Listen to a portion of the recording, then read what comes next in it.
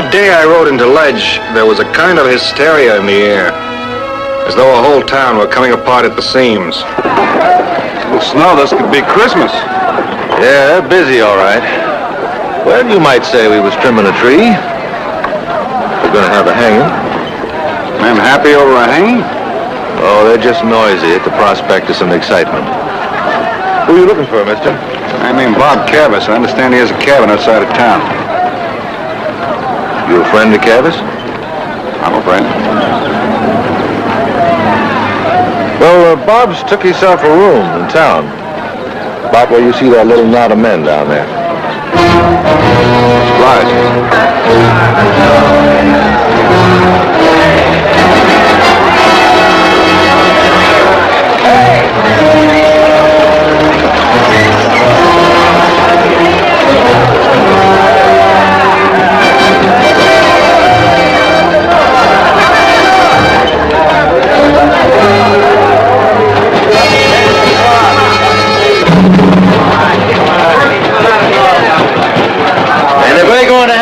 Ledge, we're going to have law and no nonsense. Right. Yeah, that's right. You Sheriff Duncan? He ain't here. Why do you ask? I'm looking for a friend of mine, Bob Cavis.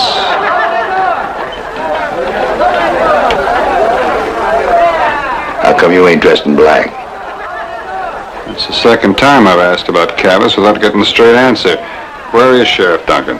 Tom Duncan, the best man this town ever had, was shot dead by your friend. Can't believe that. Then come to the trial. Maybe that'll convince you. When is the trial? About an hour. It ain't proper to hang a man at least to have a trial. Times is civilized. Pretty soon you'll all be wearing hard collars. Your friend's through that door. Just leave your gun.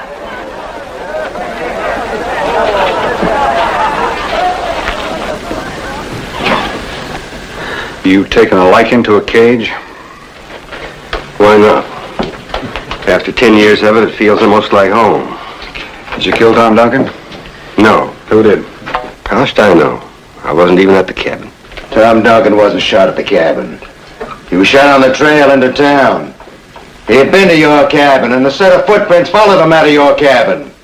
And your rifle was found close by. You've got it all figured out, ain't you, mister? The whole town's got it figured out. You've got 5 minutes, stranger, unless you want a place in here yourself.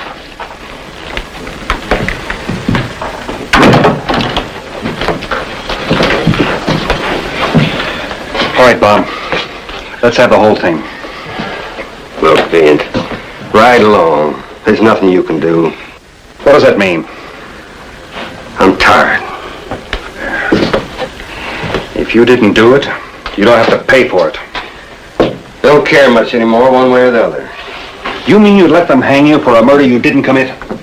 I didn't do anything at Ellsworth, neither. Oh, no. Nothing much. You just got drunk with Billy McGill and his boys the night they shot up the bank. You got caught asleep at their camp. Oh, you were lucky. You got 10 years free room and board. Billy and his boys got the rope. Yeah, I sure had a lot of luck. My wife died the year I was sent away. I got a 12-year-old boy I don't hardly know. Look, Vince, twice. I don't see nothing, I don't hear nothing, I don't do nothing. But the law comes around just the same.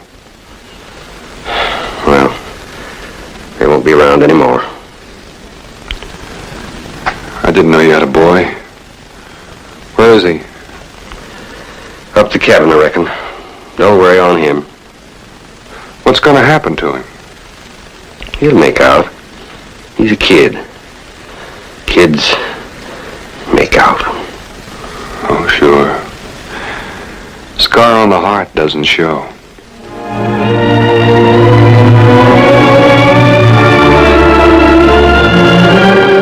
Boss told me about you. You don't believe your father did it, do you, Andy? I don't know. Pa won't even let me see him. All I know is what the kids say in the Everett family. They took me in. They're good, but I don't want to listen to what they say about my father. Your father didn't kill Sheriff Duncan. It's hard living on only what you hear. I wish you'd just let me see him. Your pa didn't do it. Well, who did? I don't know.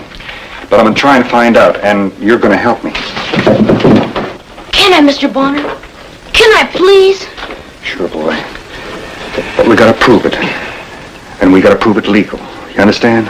Yes, sir. We'll make it a fair fight, you and me. I wish I could just see him, though. Give him time, boy. Give him time.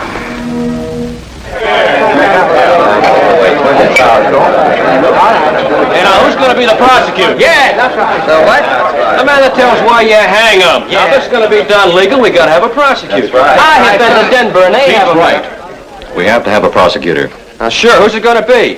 Why, Frank Kohler here. Who else? He's the only one who can pronounce a dang word. Besides that, we all owe him money. Okay, Frank's prosecutor. Now we're going to need a judge. How about Doc Martin here? He's been to school. He's a doctor. Besides, he can't see the ground with two looks. Gentlemen, did I hear a request for my services? Steady, Doc. The man don't need a boil, Lance. But you might take a look at his neck later.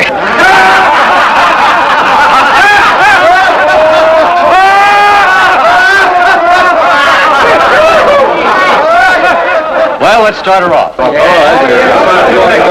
Judge Martin, you're benched, sir. Oh! Pete, tell Hyde to bring Cavis in.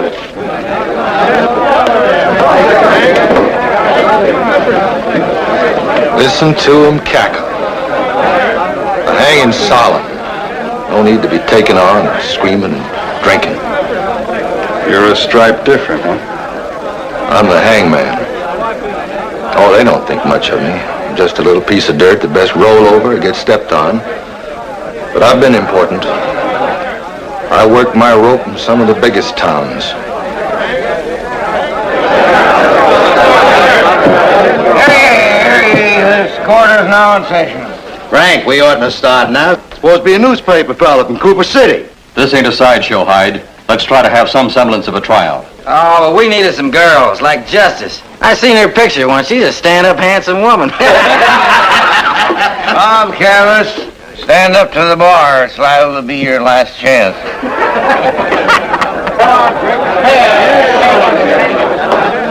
Go on, Mr. Prosecutor. I'll be brief. Tom Duncan went down to see Bob Cavis.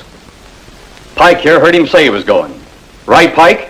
That's a fact, Frank. He told me. Cavis wore a jail suit for 10 years down in Kansas. Lawman's got a right to check on the next con. Tom and Cavis must have quarreled about something. At any rate, Duncan had hardly left the cabin when Cavis ghosted him on the trail. The tracks showed it plain. Now, you tell the rest, Ross. Well, I found Tom dead. Blood was still warm in him. I followed the trail back to the cabin, and there it was. Cavis. Cabin was all tore up, but the rifle was still warm, with an empty shell in the chamber. I guess that about does it. You want to declare sentence, Judge? I declare a round of drinks on the house. Yeah! Speed this malefactor on his last journey. This isn't any trial. It's a drunken farce. This man's innocent. You think so, stranger? The law thinks so. He's innocent until proven guilty. You haven't even given him a chance to plead. What's the verdict, Judge? We want it, and we want it now. Here, let's hang him. Come on, let's hang him. Hang him by the neck tomorrow morning until he's dead. I don't care if you've done it. Just please let me see you, Pa.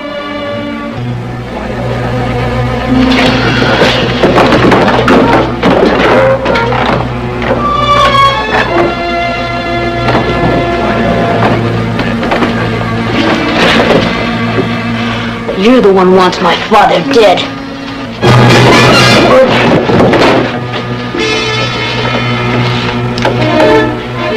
You'd like to try that again? Give me the knife. Give me the knife. Now, go on home. Do as I say. Go on home. a little bobcat. Piece of his father's pelt. You know, we ought to trim his claws. The boy's wrong. But I don't blame him.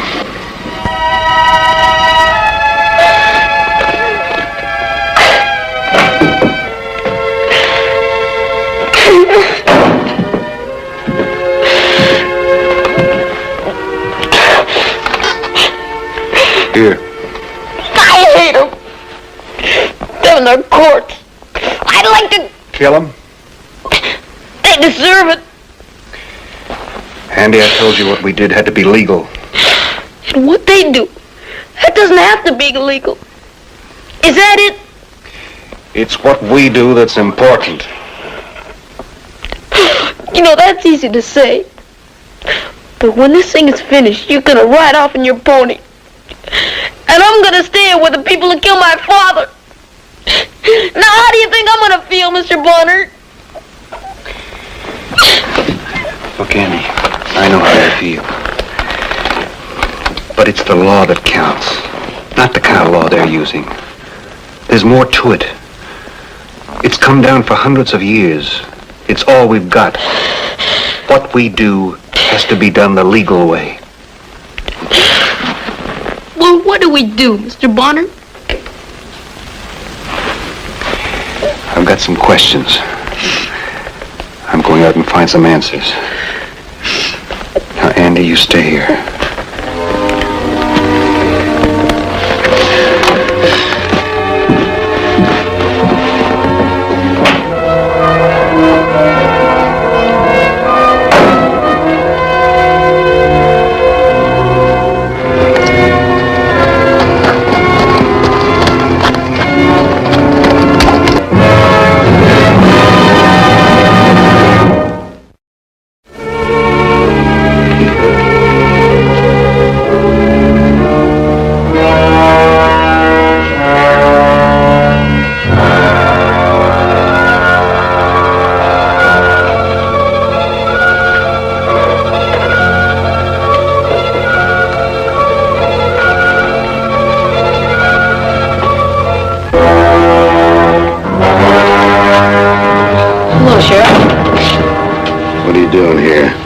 I want to see my dad. Says he ain't interested. Don't want to see it. I know. I still want to see him. All right, go ahead. You both deserve each other.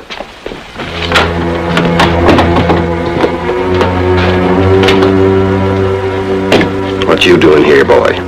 I got something. It's the sheriff's. I slipped it out of his holster while he was in here. I could have shot him, but I figured you'd want to do that.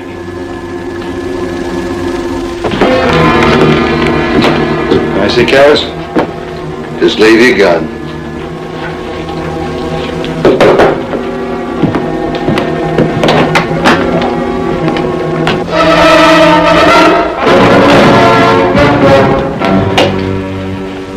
Where'd you get this? It's hides. I sneaked it out of his holster. Andy, go on home. Go on. Do like Mr. Bonner said, son.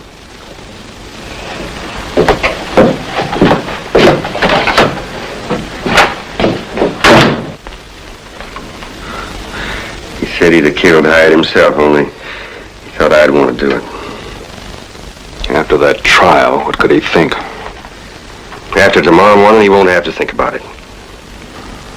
Just the rest of his life. You give up, and I don't know a better way to tip that boy the wrong way. What's that supposed to mean? You're stubborner than a bush steer, and you're feeling sorry for yourself. It takes a tough man to be a father. How many sons you got, Bonner? None, I'm sorry to say.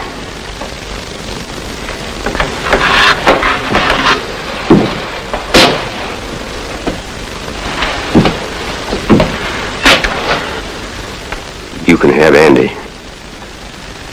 What? Take him, Vint. You can help him. If you're hung tomorrow morning, I'd be afraid to take him. All right, Vint. What can I do? First, do you have any idea who did it? No. Well, then give me something to work on. Guess. Think. How about that hangman? Pike. He ain't got the gravel to kill with a gun. He likes a man blindfolded with his arms tied. Besides, Tom Duncan was his brother. He's just a buzzard circling for the feast. Then how about Coulter? Owns everything in town but the air. But he hired Tom. Ain't likely he'd want him killed. That Ross Hyde now, I wouldn't introduce him to a cobra. What did he do before Tom was killed? Well, he was Tom's deputy. I don't know him well. I heard of him up in the Johnson War. He rode with Tom Horn. He said when he found you that the cabin was all torn up. Why? I don't know why. I was out back chopping wood. I heard the shot and I run up to the cabin. It was already tore up. And then Hyde come and took me. Why would the cabin be ransacked? Looking for something, maybe. Was the money from the bank robbery ever found? Word was that a strong box with 30,000 disappeared. Buried in a canyon, I suppose, with a tribe of Indians hunkered over it. You know how stories build. And there's always a map. You're the last man left alive in that robbery. What did I tell you? He's got it on him right there in his belt. Sheriff Hyde says you or the boy slipped his gun to give it to Cavis. Don't get nervous. If we were going to use it, we wouldn't have waited for you to call out the home guard. The boy took it, and I took it from him. He had a very strange idea. He didn't want to see his father hung for something he didn't do. Makes sense, Coulter? What makes sense, Bonner, is that since you came to Ledge, the boy's dangerous. And we're not just suggesting this, we're going to tell you. You take that boy and the both of you right out of this town. Does he get a chance to say goodbye to his father? He'll get a chance. And you tell that kid no more tricks. We'll be watching him. I'll do that. And you watch.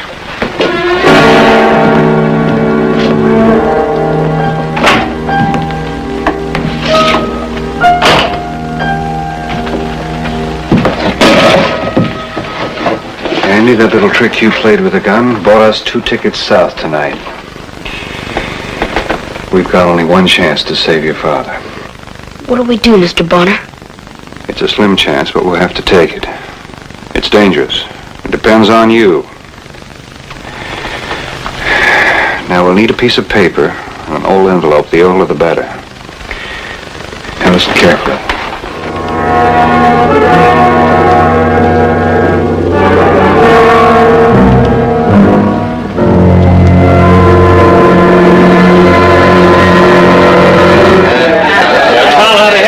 Stove tomorrow morning, Ross. No need to stage the hanger too early. Bonner! Just hold it right there.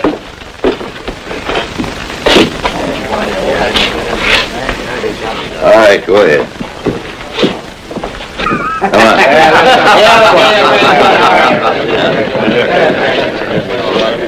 on. Give up. Yeah, that's right. Pa, we're riding out, Mr. Bonner and me. Together? You two? Good. You got yourself a new pa. Now, you mind what he says? But he says you didn't do it. That they're killing you for hate. Like they killed that fella in the book. What book? You know I don't read books. The church book, Pa. The one we're all living by. The Everetts, the school marm, Frank Coulter, Pike Duncan, and Ross Hyde. You read that book, son? No, it's too long and full of queer names. But I learned a little bit of it. They teach it to us in school. What you learned out of it? Well, I learned that thou shalt honor thy father and thy mother. And I learned that thou shalt not kill. It's over with, kid. We ain't got all night.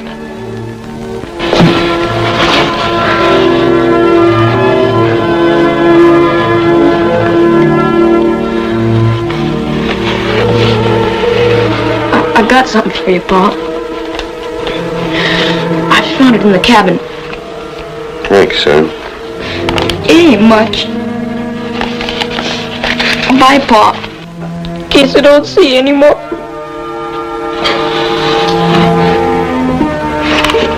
Wait a minute.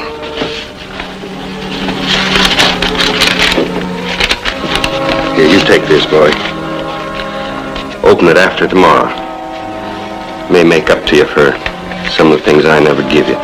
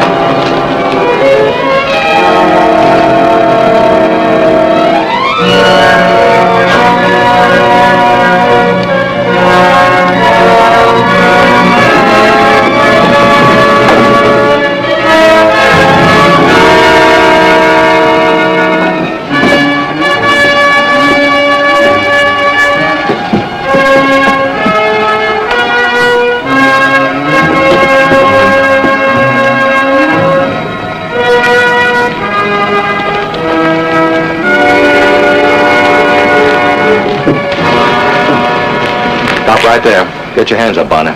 Both hands. High, real high. Now you can turn around. It ain't Ross Hyde. It's Pike Duncan. Come here, boy. Come over here. Hurry up. You're a nice boy. Too bad you ain't gonna get a chance to grow up. Now I'll take that map. What map? The map to the Ellsworth Bank money? Oh, yes. Brother Tom got a confidential wire on it last week from the Ellsworth Marshal. $30,000 in a box. And it's all mine now. That's enough money to make a man grow wide as a mountain and shine like the sun. And you killed your brother for it. Well, you're a wise one, ain't you, Bonner? Shot him in the back. Yes, I shot him. He caught me going through the cabin looking for it, and he yelled. He yelled at me. He yelled he was ashamed to have me for a brother, and I killed him with Cavis's gun. But not just for the map. I hated Tom Duncan. I hated him.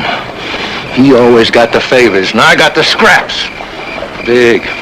He was big. He was big as Cape Rock. And me down low, cold in the shadow. All right. Now you give me the map. Give him the map, Andy.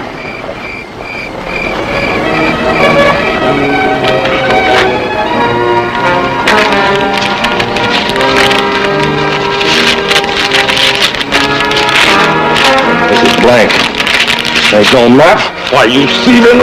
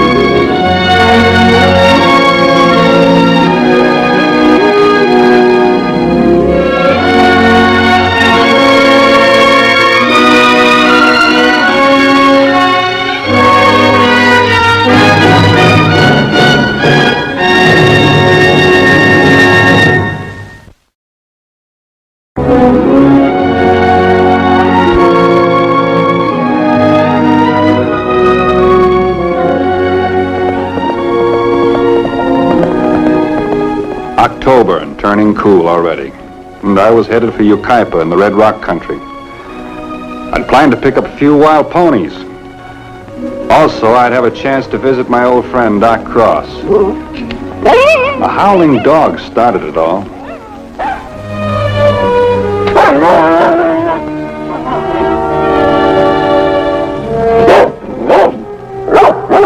Anybody home?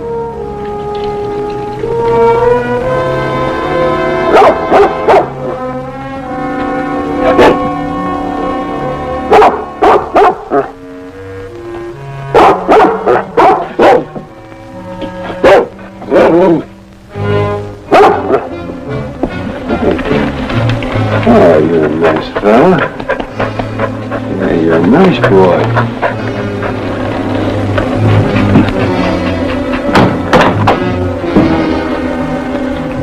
Anybody home?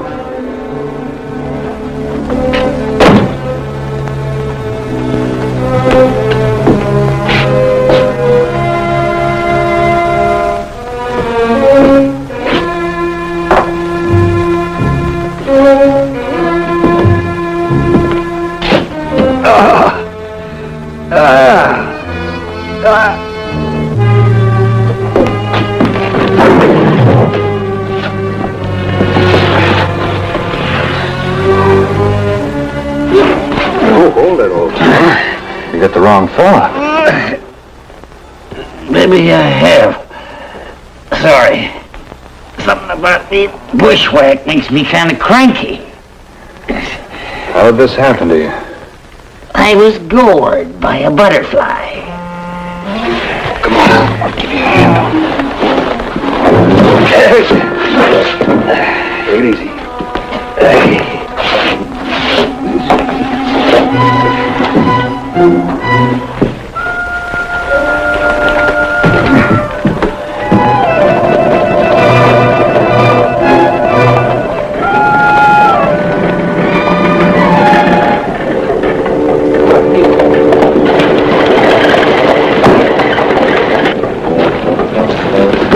Hey, Doc, they racked up another one of your committee.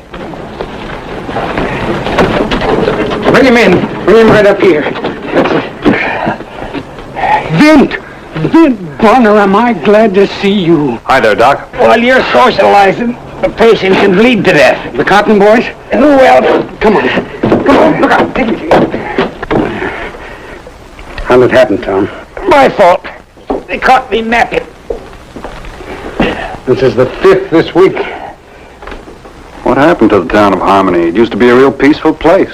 That was before Gus Cotton moved in. He's a draw fighter. Used to ride with the Gibbons bunch out of Willow Fork. What's he doing here? I don't know. Maybe Tracer Gibbons is spreading out. All I know is he and his brother rode into town a couple of months ago. Doc, are you for me or against me? I'm sorry, Tom. Oh, what's Sheriff Davenport doing about it? George Davenport was killed last month, Ed. I'm sorry to hear that. Who's taking his place? Well, we haven't got anybody else yet. Oh, give me that probe over there, will you? It's the 3rd one on the right. Now, hold it. That's it, Tom. That's one. That's the one. Thank you. We're electing a sheriff tomorrow, along with the mayor. Who's running? For sheriff, that is. Well, Ernie Schroeder, for one. Now, Tom, lie still if you can. You can yell, but lie still. And Gus's brother, Roy, is the other candidate. And anybody who is man enough to speak up for Ernie Schroeder gets this.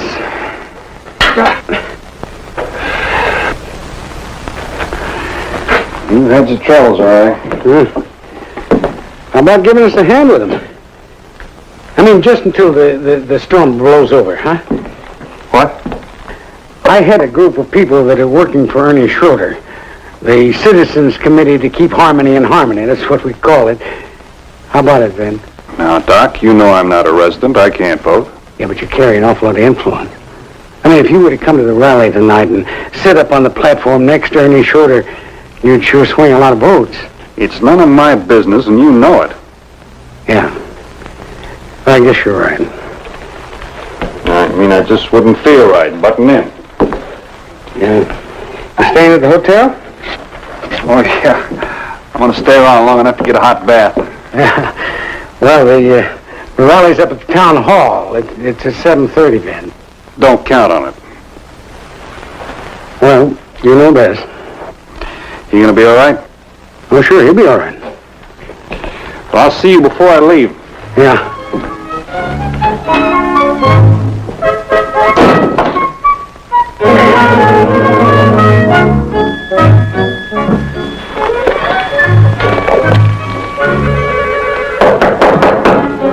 Come in.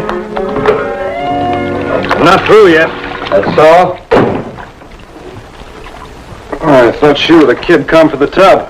No, I ain't the kid come for the tub. I'm Roy Cotton. You heard of me? Yeah, your name has been popping up all day. What can I do for you? Well, I was just wondering if you're going to be around town for the election, Barney. You've heard about the election? Yeah, that I have. Well, then you must have heard that folks are asking me to run for sheriff. Not that I'm anxious for the job, you understand, but, well, folks kind of figured it was my duty, so, well, I thought I'd oblige you. Well, look on the bright side of things. Maybe you won't be elected. No, Barney. I'm going to be elected. Well, I can see it. A nice, personable fellow like you'd get a lot of votes. Hand me that brush over there, will you?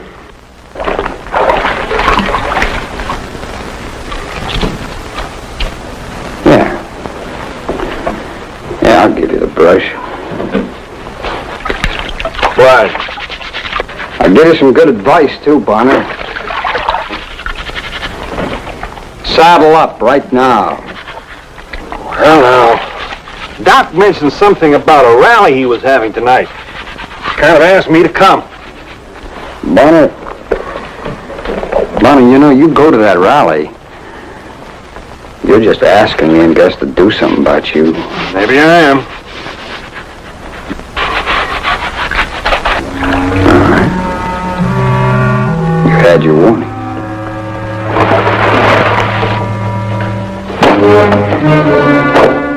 I'm not leaving town. So if you want to do anything about it, you better do it now.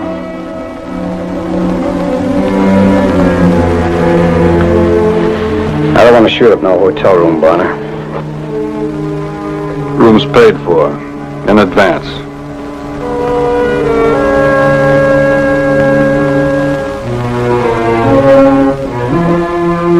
There's no rush.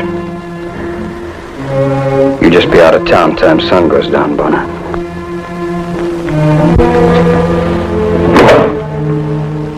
And I told Doc the same thing goes for him.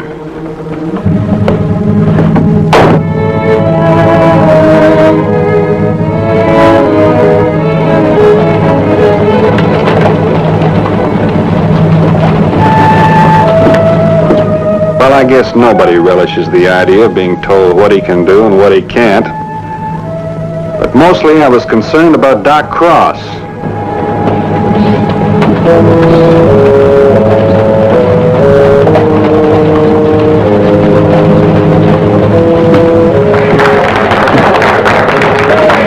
And so we come to our ticket.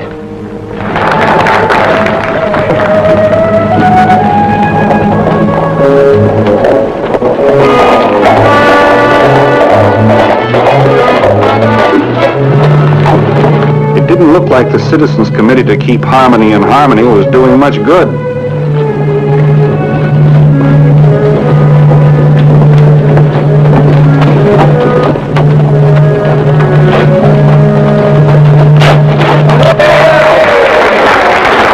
We got our candidate for mayor, our own good friend Cecil Potter. You all know Bulk Spitzer. He's running for coroner. And now, last but not least, the man who's going to bring law and order back to Harmony, Ernie Schroeder.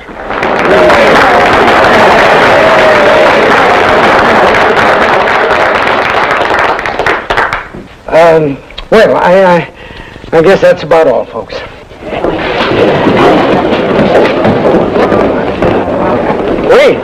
Wait a minute. I think we've got us a visitor. Yes, sirree. Vint Bonner. Come on up here, Vin. Vin Bonner. Come on. Doc, I just want... You're upset. Come on, Vin. Come on. No, folks, in case you don't know it, this here is Vin Bonner.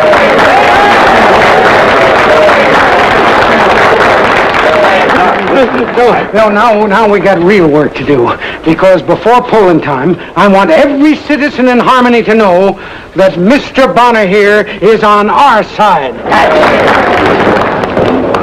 Yeah. Doc, if you only listen... Now, we've got to spread the news that any man can vote the way he likes. Now, there's going to be no bribery, no double voting, and no intimidation at the polls. And anybody that tries to make it otherwise will have to answer to the 6-shooter.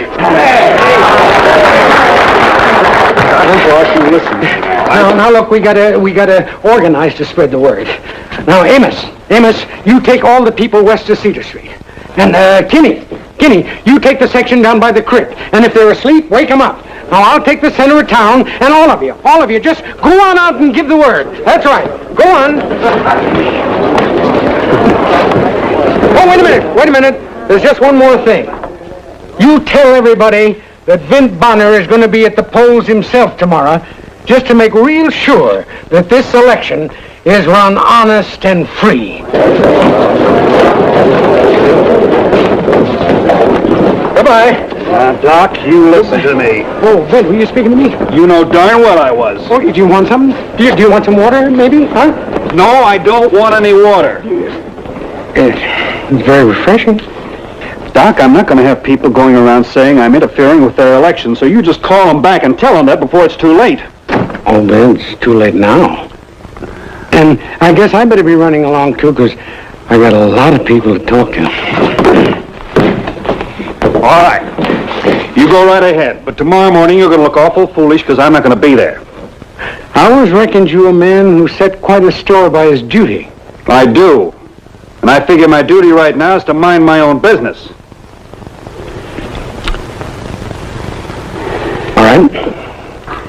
All right, I give up. You what? Well, there's no hard feelings, Vin. Every man's got to do what he feels is right.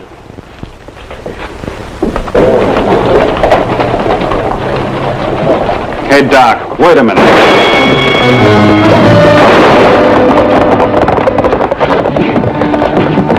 I think I winged one. Doc, you all right? Never better. By the way, the polls open at 7 o'clock. Why don't you let your conscience be your guide? Good night, man.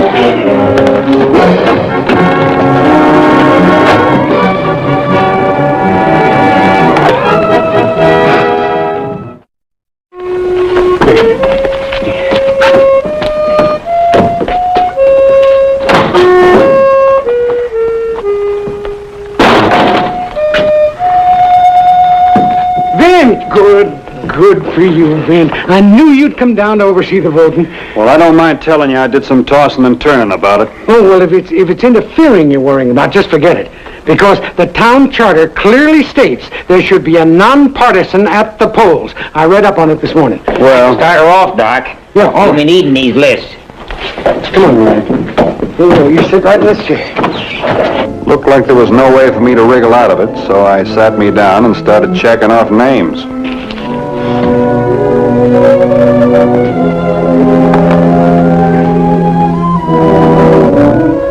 Well, the voting went real smooth that morning. There was just one shooting. That turned out to be a flesh wound. Then about 11 o'clock...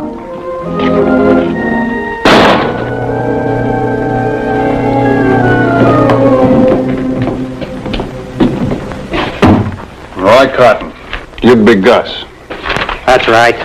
Why don't you boys just vote for Ernie Schroeder and make it unanimous? No electioneering at the polls, Doc. That goes for you, too. If he was to get it, no telling how long he'd last.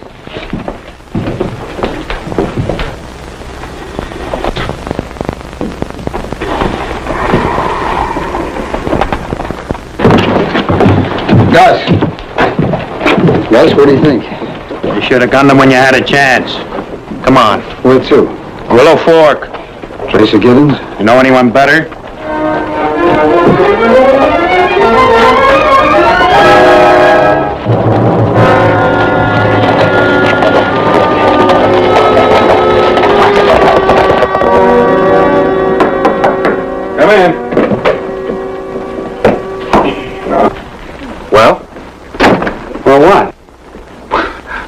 election?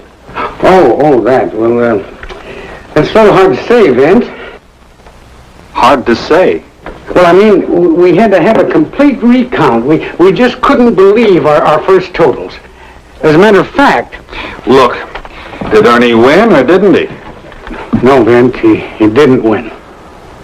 Well, that's too bad. It could have been worse. You mean it was a close vote? Well, I don't think we could call it exactly close. Do you, Tom? Not exactly. Well, what are the figures? Well, in the race for sheriff, that's the one we consider the most important. Yeah. Ernie Schroeder only got 7 votes. 7? Is that all? Yep, that was his total. We made certain. And Roy Cotton got 33. Oh, that's too bad, Doc. I'm sorry. I really am. But if the people elected him sheriff, maybe they deserve him. Well, there's no other way to think about it. Wait a minute. If Ernie got 7 votes and Cotton got 33, that's only 40 votes. There must have been twice that many cast. 101 in all. Well, that leaves 60 ballots that are not accounted for. 61 to be exact. And that's how many you got. Huh? Vint, it gives me great honor to announce you've been elected Sheriff of Harmony by a landslide. You're joshing, aren't you, Doc? Sure, you're joshing. No, sir. Oh, but that's impossible. That couldn't happen. Vint, the people have chosen. Now, Vint, there's a little rust on the points of this badge, but some polishing will take care of that. Doc, if you had anything to do with this, I swear... No. It was spontaneous, Vint. Absolutely spontaneous. Fine. I've got me a spontaneous notion, too. What's that? I resign. Oh, well, now, Vint, that's going to be a little bit of a problem. Because, see, you have to resign to the mayor.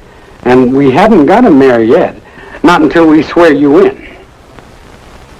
Oh, that just shows how confused you are, Doc. You said I was elected sheriff, remember? Seems like folks just got the habit of writing your name in.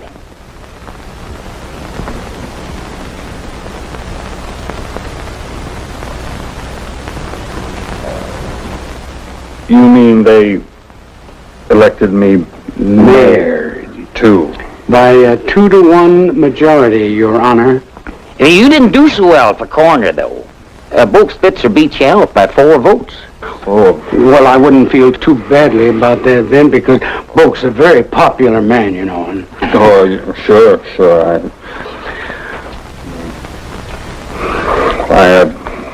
I appreciate the honor. All those people voting for me. I really do.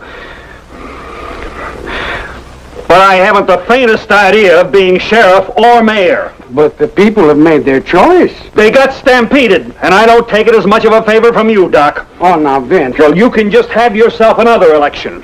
And you can elect yourself another mayor. And you can take that badge, and you can take it, and you... Doc, you better come quick. What's the matter? It's Ernie Schroeder. They gunned him down in front of the hotel. Who gunned him? The Cotton Brothers and Tracer Givens. Hurry up, Doc. He's hurt bad. Real bad.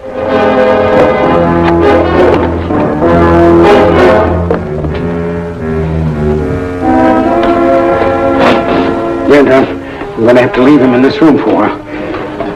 It's all right, Doc. Who is it? It's Vince Bonner. Now, take it easy. Listen, Vince. What is it? They're in the saloon. 3 of them.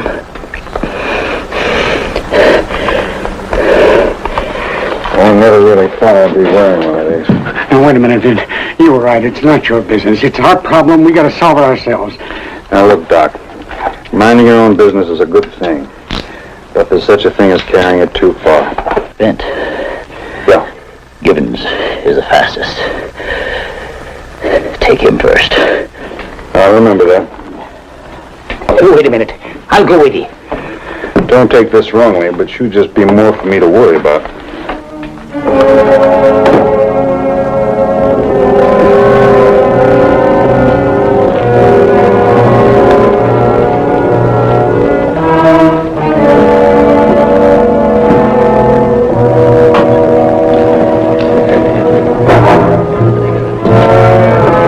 So she turned me. Mind you, she was all at 200 pounds. Sure.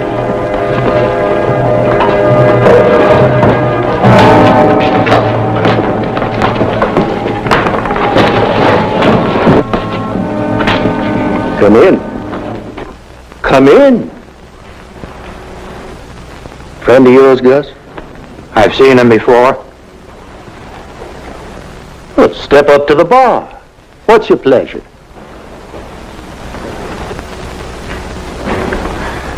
This isn't a pleasure trip, Givens. Well, just what kind of a trip would you say it was? Official? It's an official trip. I've come to put you under arrest. Well, now that's interesting. Just how do you plan to go about it?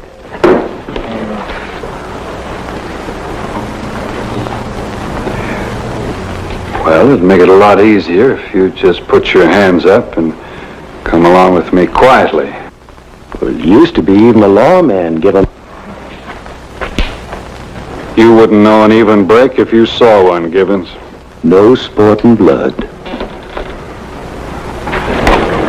Well, boys, looks like he's got us cold. Looks like we'll just...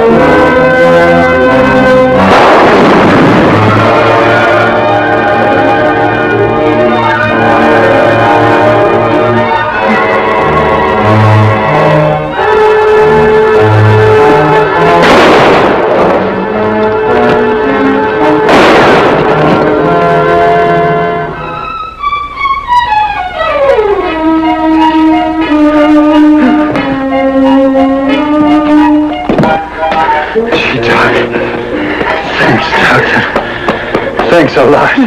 I had better take this. Hey, Doc, it's all over. Doc, it's all right. Cease Potter had already been installed as mayor, and Ernie Schroeder was mending so fast there wouldn't be any time at all until he was ready to take over the sheriff's job. So the doc was happy. It looked like harmony had really come to Harmony. Anyway, for a little while.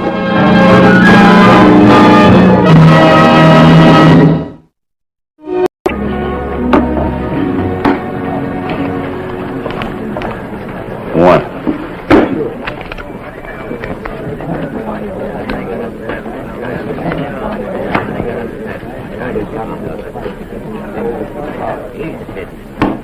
$500. Match it. This'll cover it. And I'll redeem it at the bank, if you will.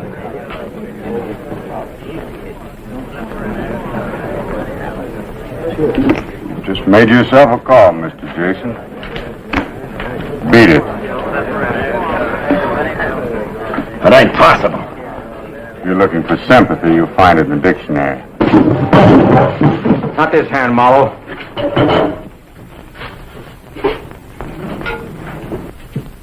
What's this? We say you cheated. I never cheated at a card game in my life. Mr. Jason's a respectable businessman in town. When a stranger calls him a liar, he'd better back it up. I'm no liar, but I'm no gunman either. I don't even carry one of those things. And get out! Fast!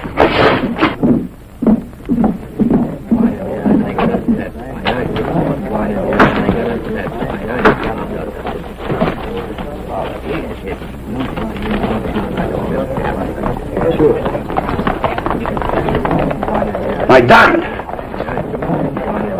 That crook stole my diamond!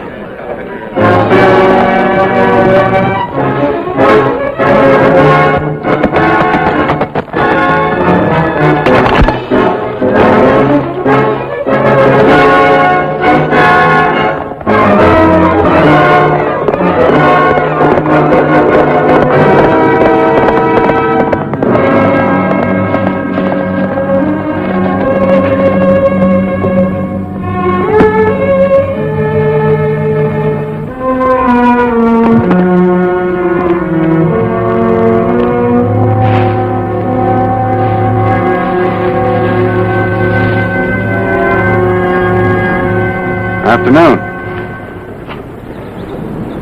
Afternoon. You look like a man with an appetite. Well, I ate yesterday morning, I remember. You're welcome to some beans. Thank you.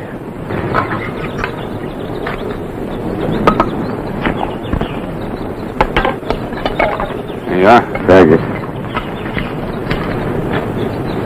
Rough country to be traveling on foot. I ran into a poor sport back in Jackson Bend. He didn't care about me cleaning him in a poker game, so he had his gun in and run me out of town. Oh, that would be Cal Jason, that man of his, Goss. Yeah. You didn't have a chance from the start. Even if you cheated. Good gambler doesn't have to cheat. I figured you for a gambler. One day it's chicken, the next day feathers. But if I had to go broke, at least it's within walking distance of Clover Fork. You wouldn't by any chance be acquainted in Clover Fork, would you, mister? Some. Maybe you could tell me where I could find my family. Clover Fork's where they moved to last time I heard. Name's Marlowe. Marlowe? I know Ted. I'll bet he's a real whopper by now. Well, he must be, let me see, well, on 10. And Janet, that's my wife. I bet she's as pretty as she used to be. Oh. Fact of the matter is, Mr. Marlowe, Mrs. Marlowe's dead.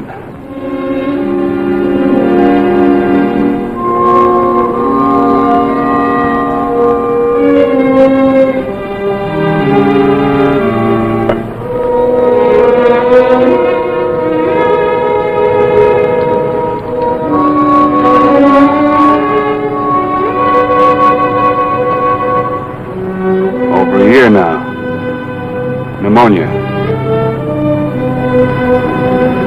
Janet's dead? I don't relish being the one to tell you. Somebody should have notified you. I suppose I tried. I haven't been an easy man to reach. I didn't give Janet much of a life. I tried to settle down. Some men just aren't meant to stay put. Maybe you wouldn't savvy that. I savvy. Who's taking care of the boy now? Amy. Janet's sister? That's right. How's she managing? Your wife built up quite a little dressmaking trade. Amy took over. The boy helps out, odd jobs after school. He's a nice boy. You'll be proud of him. Yeah. Yeah, sure.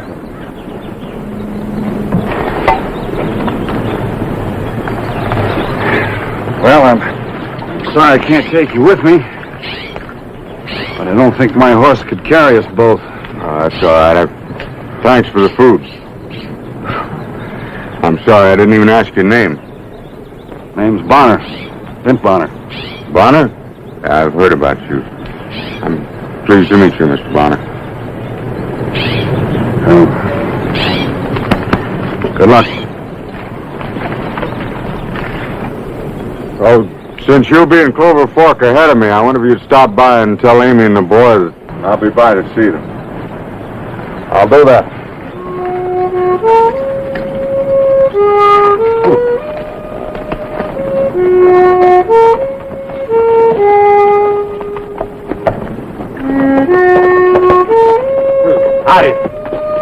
You're a long way from Jackson Bend, aren't you, Goss? Looking for a fellow named Marlowe. Milo, huh? Yeah, fancy dressed, a thieving gambler. You seen anyone like that? Yeah, I have. Where? That running mate of yours in Jackson Bend, Cal Jason. Put that thing away. We're both too old to be playing games on a pretty day like today. And you move along. Nobody but a fool would be in this country on foot.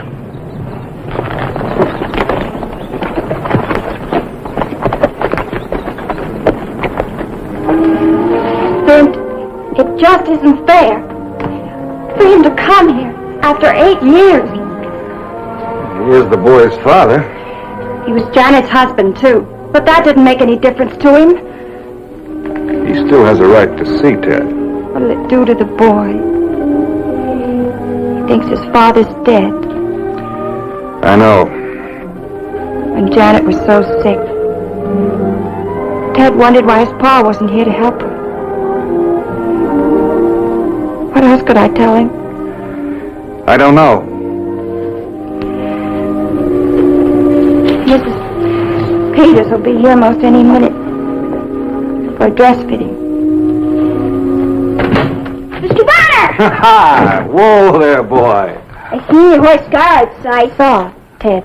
I knew you were here after I'd seen it. And here's the black thread you asked me to bring on the way from school.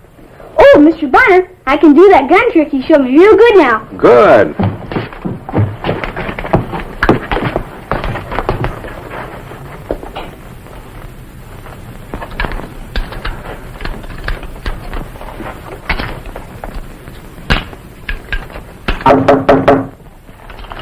That should be Mrs. Peters.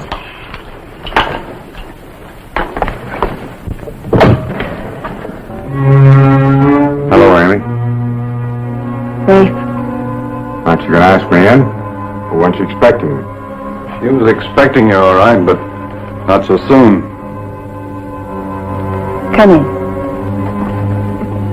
Sodbuster gave me a ride on his wagon.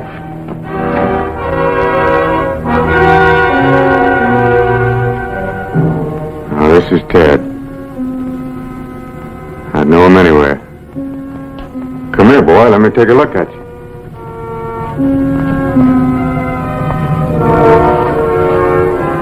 Yeah. Same eyes. Same color hair. I bet you don't know who I am, do you, Ted? Ted, I want you to meet a friend of mine. Mr. George Parker. He knew your father. Glad to know you, Mr. Parker. Well, now, just a minute, Bonner. Ted. Ted, it's time to go bring in the kindling. I'll be right back. Thank you, Vint. What kind of joke you pulling, Bonner? It's no joke, and it's better this way. You be Mr. Parker. To him, you're dead. So that's it. Well, I'm coming back to life. Nobody's going to keep me away from my own son. Just how do you fit into this, mister? Because I asked him to, that's how. Go away, Rafe. Leave us alone. Amy, I know how you must feel, but... You don't know how I feel. You couldn't. It wasn't pneumonia that killed Janet. It was you. She was in love with you, Rafe Marlowe. When you left that last time and didn't come back, that's what really killed her. I couldn't help myself. It wasn't that I didn't love Janet. Don't make Ted go through the same thing she did. Always wondering where you are, worrying about you. Please. Let him go on believing you're dead.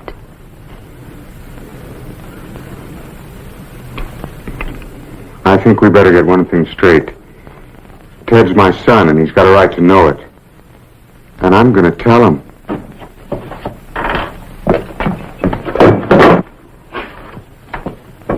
That was quick, wasn't it, Aunt Amy? Tell me more about my father, sir. Go on. Tell him about his father. Were you with him when he fought those Indians? Indians? That's how he got killed, saving some settlers from the Apaches in Arizona. Aunt Amy says My father was just about the bravest man she ever seen, saw. I'll bet you can tell me some other things he did, Mr. Barker.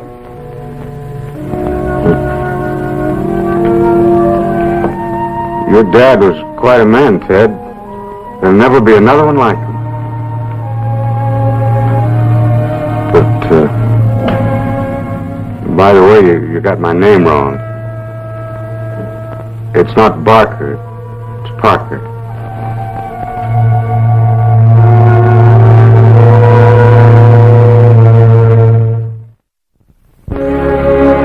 I got myself a room at the hotel and settled down in the lobby with the paper.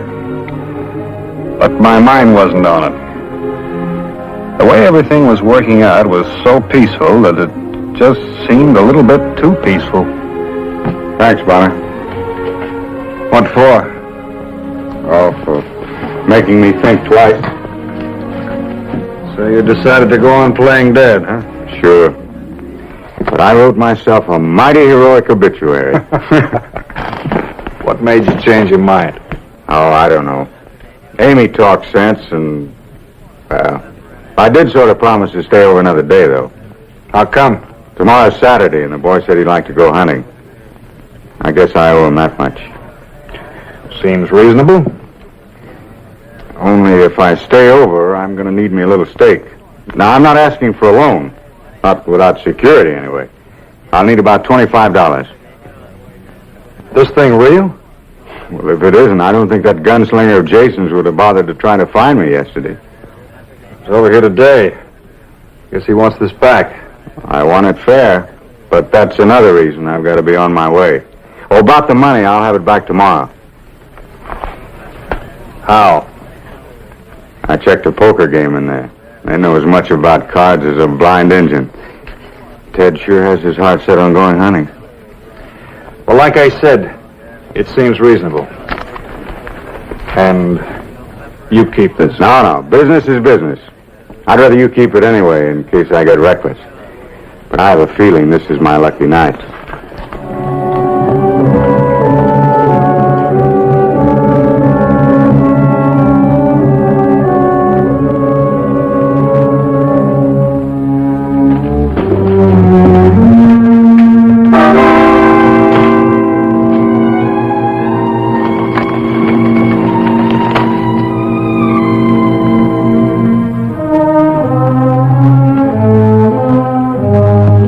The flannel mouth who called me a thieving gambler. Must have bit pretty deep for you to come all this way and tell me about it. Where's your friend, Marlowe? He's got a $2,000 diamond of mine, and I intend to get it back. Must be the fellow you were talking about.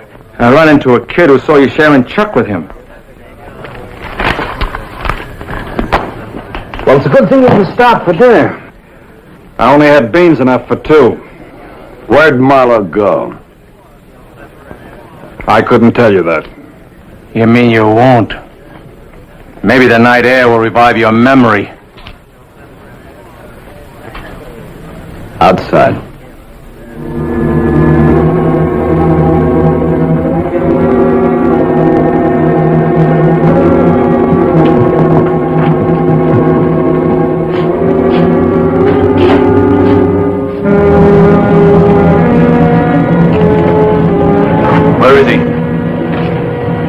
Told you all I'm going to. Keep your hands down. Spill it, Cowboy. Where's Marlowe? You find out. Where's Marlowe? Where's Marlowe? Where is he? Stop!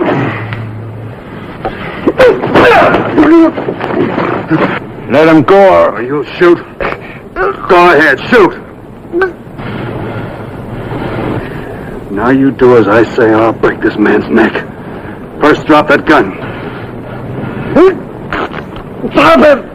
Drop it! Now go get your horses, son.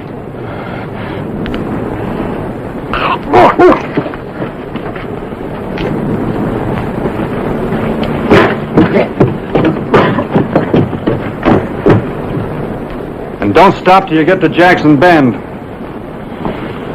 I'll be looking for you, Cowboy. I'll be around.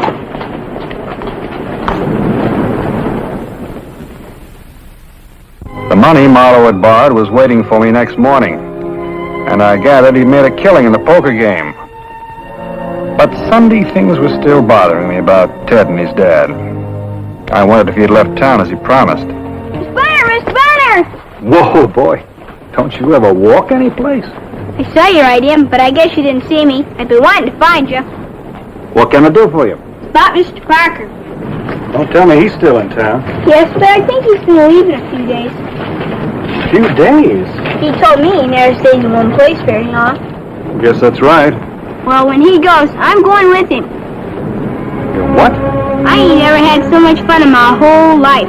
Yesterday we went hunting. This morning I played hooky from Sunday school to go fishing with him. Only don't you tell Aunt Amy. Now, wait a minute, Ted. I think we better talk this over a little more. I'm sure Mr. Parker likes me, don't you think? And he says he doesn't have any family of his own. I bet he gets lonesome and would like having somebody with him. Well, when we're traveling, that's different. He's just got to take me along, or I'll run away and find him. Hold it. Have you talked to Aunt Amy about this? I want to be like Mr. Parker and go places and learn to be a gambler and play poker. Now, learning to play poker ain't hard. It's learning to win that's the tough thing. Oh, Mr. Parker never loses. I watched through the window of the hotel last night, and there ain't nobody that can beat him. That's so. He's just about the nicest man I ever met, and he's a friend of my father's, too. Does Mr. Parker know about this?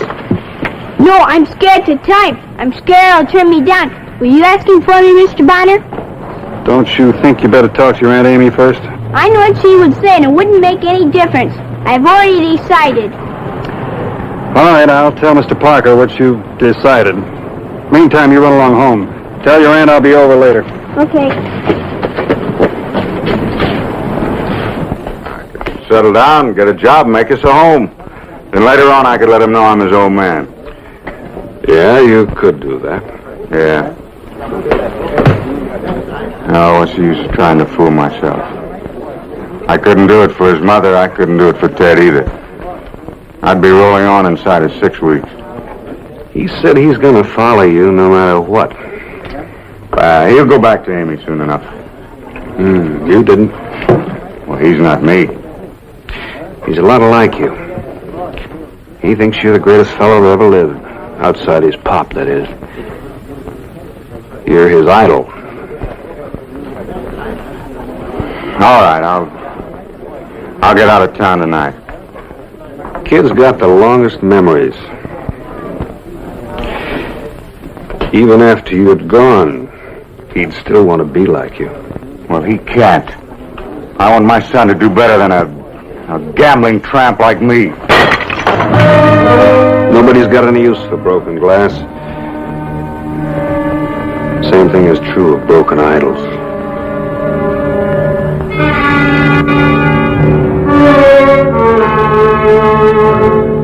If you're looking for sympathy, Finch, you'll find it in the dictionary. I don't understand it. How you've won all night long. You watch me work, my friend, you'll never go broke in a strange town. Shut up and deal.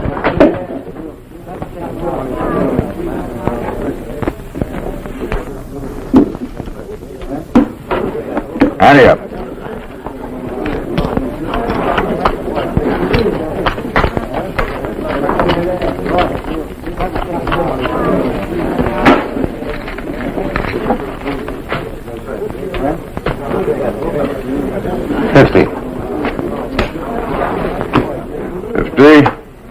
And 100 more. Before the draw? You're bluffing. Call and give me 2. You're a grave digger. Dealer takes 3.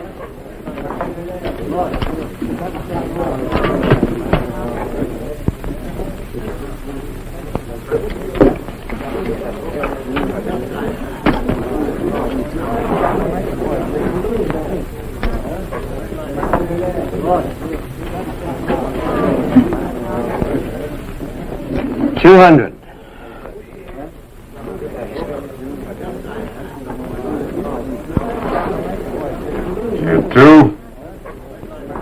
pays you $500.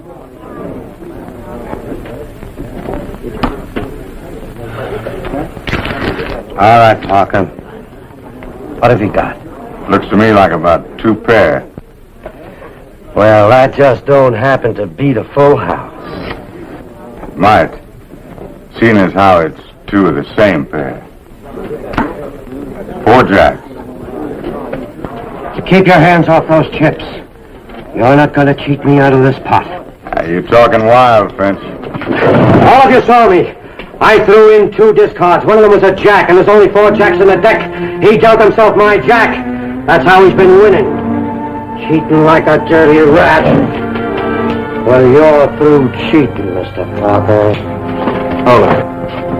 Stay, Mr. Bass!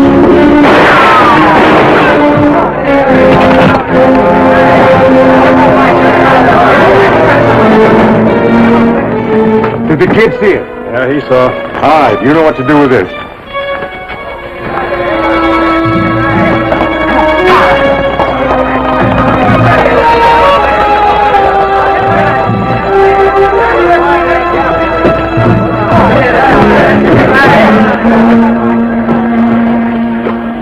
Get him to a doctor.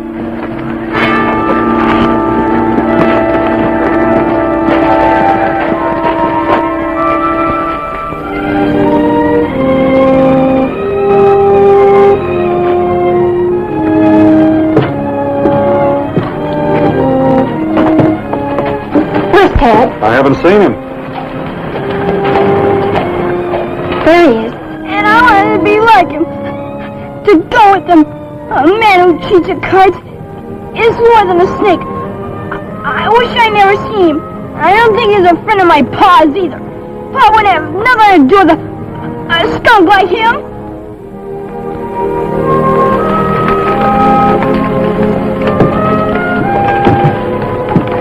Maybe your father didn't know him for what he is. Anyway, he gave Mr. Parker this to give to you.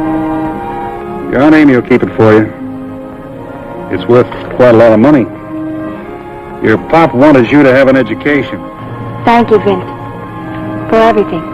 Care to walk home with us? I like that.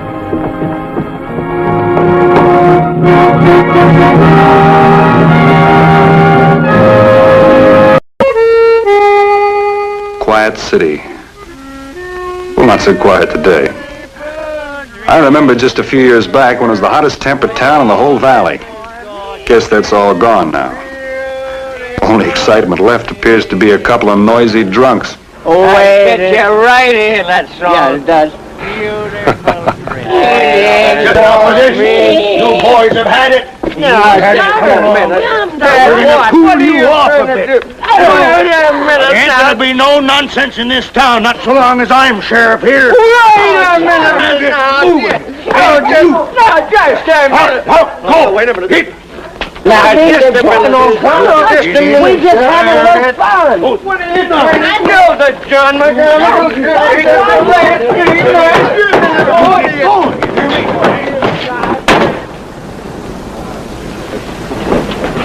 And if there's a sound out of either one of you, I'll crease your skulls permanent.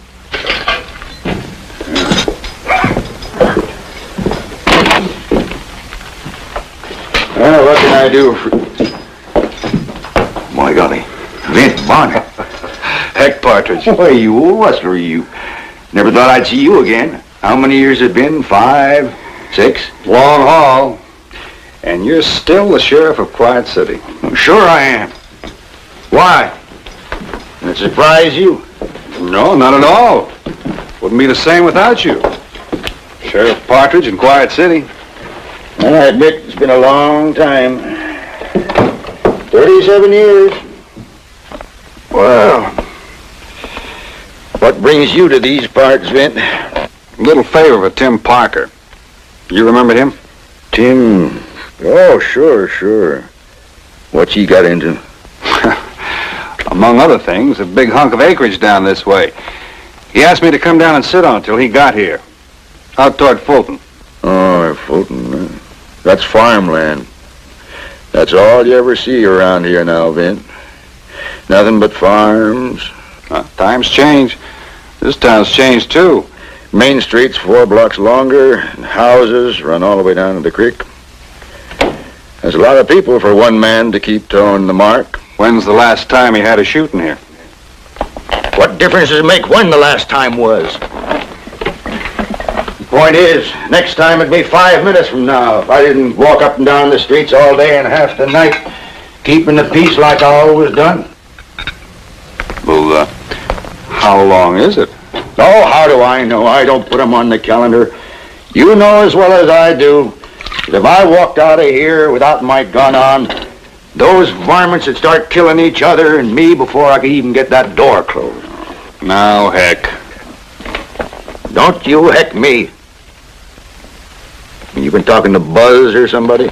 Buzz? I've only been in town 20 minutes. He must be grown up by now. He'll be 25 in November, but he won't be around here much longer. He's clearing out. He's going east. How far east? Plenty far east. You know what he said? He told me to take my sheriff's badge and put it in my hat. Buzz did? What do you think of that? All these years I've been keeping peace in this town, figuring that he'd go on keeping it after I was gone. And he decides to run out on me and become a lawyer. A lawyer? You know, how do you like that? A lawyer when he could be sheriff after me just for the asking. I can't even talk to him anymore. Somebody said he'd seen you ride into town, Mr. Bonner. It's good to see you again. Buzz, holy smoke, boy, you're bigger than me. He's bigger than his britches. You're all ready to walk out on me. Packed up and waiting on the stage. Pop, I'm not walking out on you. Then what do you call what you're doing? You know what I'm doing. I've explained. Tried to, anyhow. Hasn't been a shooting here in over 2 years. 2 years? Because I put the fear of the law on them. Because there ain't a man in this town don't know he's got me to answer to if he breaks the law. That's why there ain't been no shooting. Well, it's not so, Pa. Because the people here have changed. Changed? Seems that's all I've been hearing the last few weeks. What do you know about people? What people you ever seen except the ones right here in Quiet City? Well, they're the ones who've changed. Pa, the country's growing up, and I want to grow with it. Go on. Go east. Be a lawyer. And come back. Hang up your shingle. I'll even give you a room. But do you know who your clients will be? They'll be bums out of my jail. Bums I put in there for shooting other bums. And you'll see. If you think you can still remember how to discharge them firearms of yours, get your things together and come with me. What are you talking about, Doc? Out to Jace Norton's place. His hand just rode into town spouting dust a mile high. What happened to Jace? He's been shot. Shot? The hand says Joe Clapper done it. Says Jace is in pretty bad shape. I'm heading out there now. You want to come along with me in the rig or go on ahead?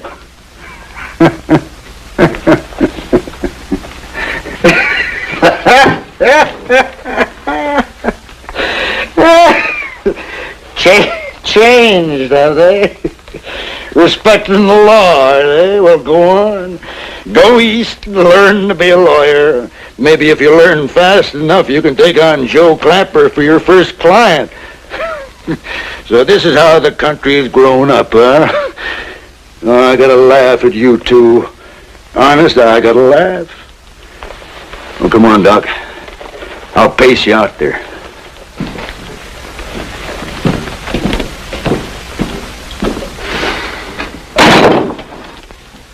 You see how he is, Mr. Bonner? He won't listen. He won't give an inch. He'd rather there was still shooting and killing going on here in Quiet City. You know that? You put that a little strong, Buzz. Well, it's true. As long as people break the law, there's some use for him. The minute they begin abiding by it, he's not needed anymore. And don't you think he knows that? What's a man gonna do when he's not needed anymore?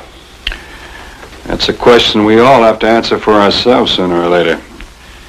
Say, didn't Norton used to have a place over by Tim Parker's uncle? Well, he still has. You reckon your father'd take it amiss if I rode over and offered to help? I don't know, Mr. Bonner. I couldn't tell. You just saw how he is. I'll see you later, Bud. Yeah. Yes, sir? My name's Bonner. I came by to... I recognize you, Mr. Bonner. Seen you around these parts some time back. I'm Abe Norton, Jace's brother. Oh. How is Jace? Dead. Leaving a wife and a youngster and only a hard-scrabble farm to work. Dead over an argument over a fence and a couple of cows. Mighty high price to pay for a couple of loose boards come off a fence, wouldn't you say, Mr. Bonner? Which way did Sheriff Partridge go? North. He figured Joe might be making for that old abandoned trading post up there. I'll ride over and see if there's anything I can do. What can you do, Mr. Bonner? Repair the broken fence? It's a little bit late for that.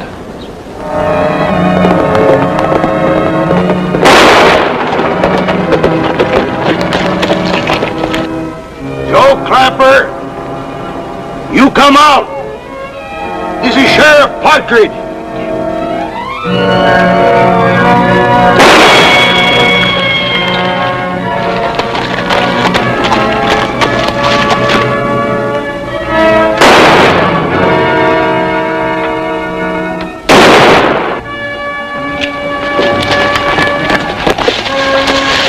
Me, Heck. Right behind you. Come on over, Vin. Keep low.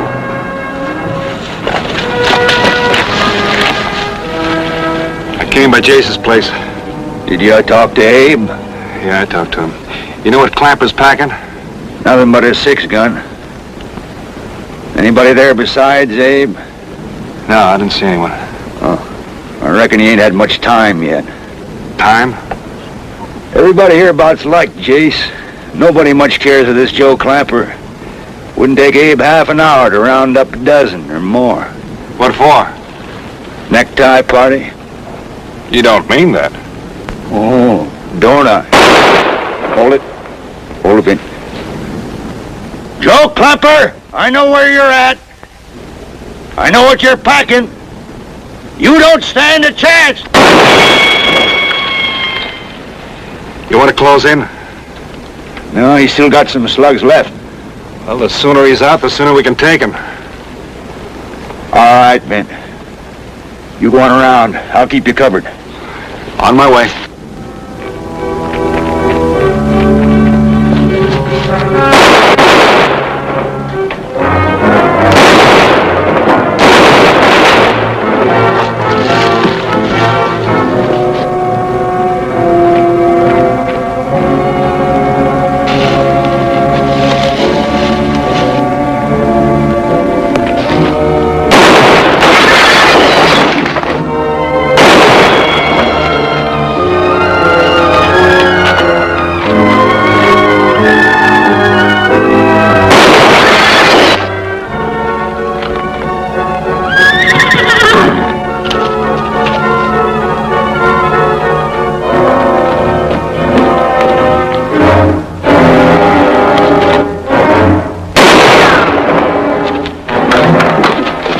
Don't move.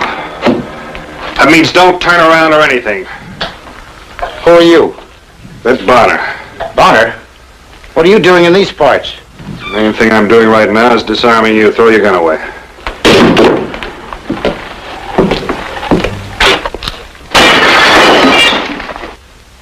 Come on in, Heck. Well, I guess it's all finished now. That's just what it is, mister. Finished. Drop your gun. Keep your hands in the air. But I always gave my gun. Shut up!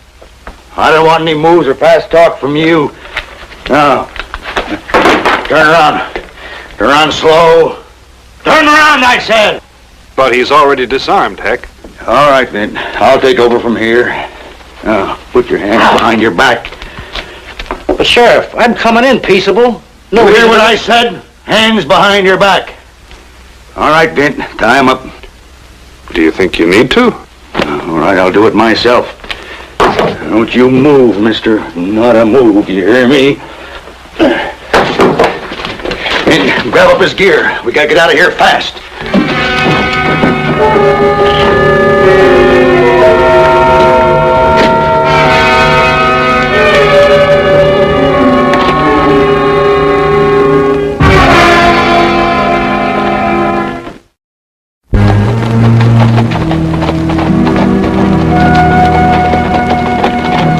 This way, Vin. Aren't you going to take him into Quiet City? I said this way. We'll take the creek road, cross her behind the jailhouse and sneak him in the back. By now, Abe Norton has a man behind every tree along that road. All right, Heck.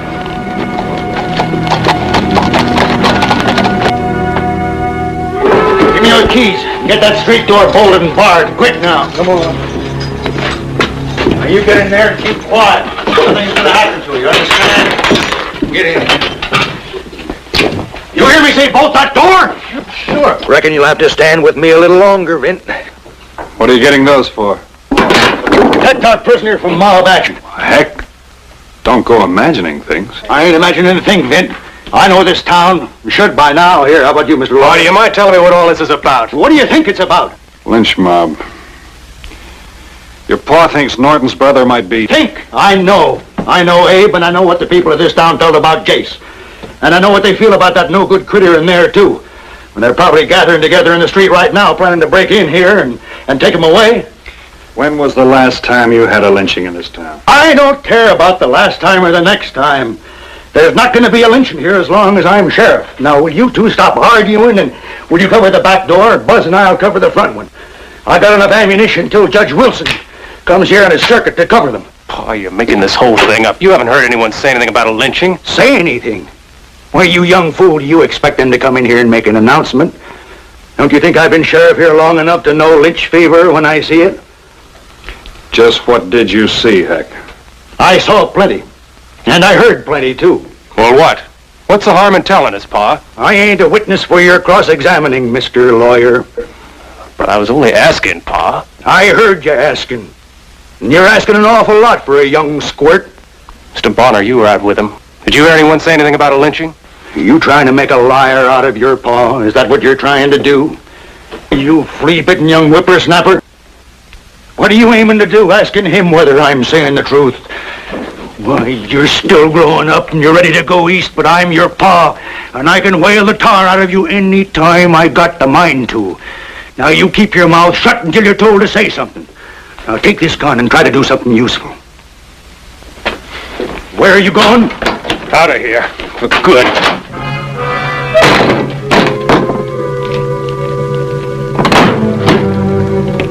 For good is right.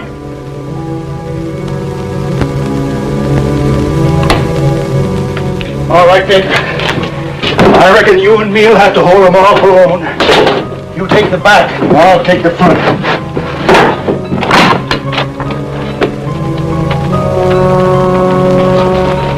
Are you walking out on me, too? Heck, come here a minute. Huh? Come here.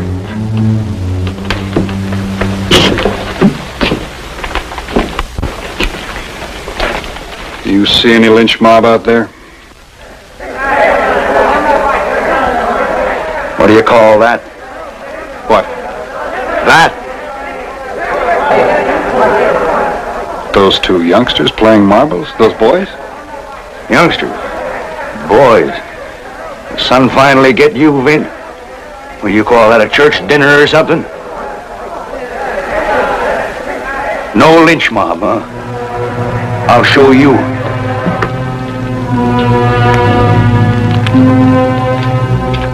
Getting off the streets.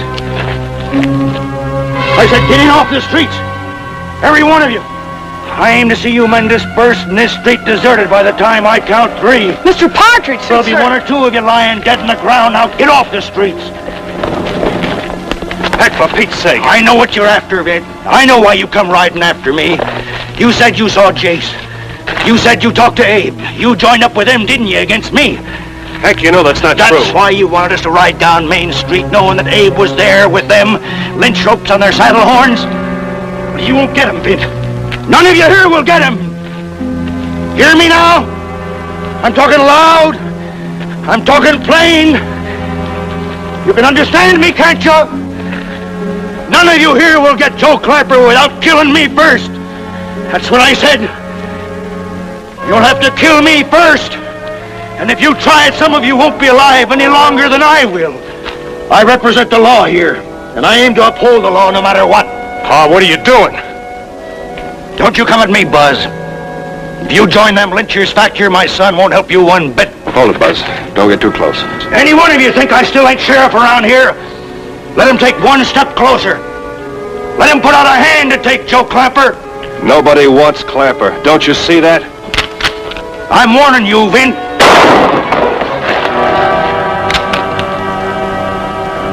I'm warning all of you. Who was it said you didn't need a sheriff around here?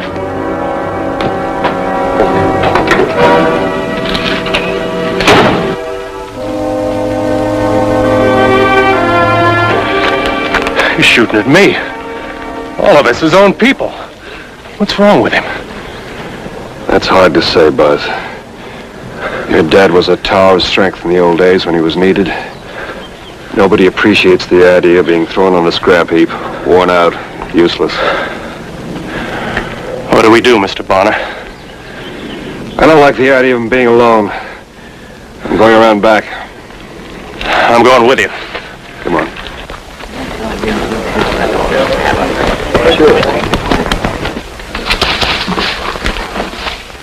You come with me. I'll go too, Sheriff. You stay put. Now, just a moment. I want to see the Honorable Judge McGonagall. He's my lawyer. What are you doing now? You want to get lynched? I want to keep you where I can see you all the time. Stay in the line of fire, Buzz. I'm going in.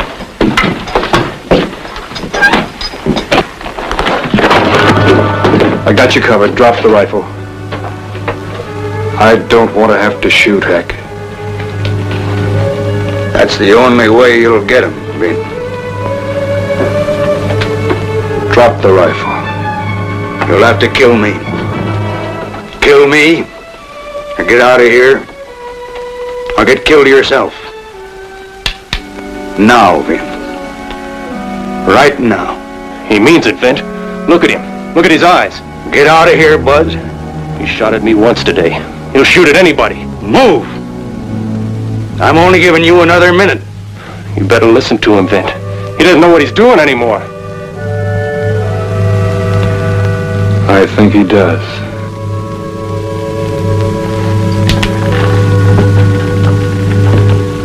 He's been the sheriff here a long, long time.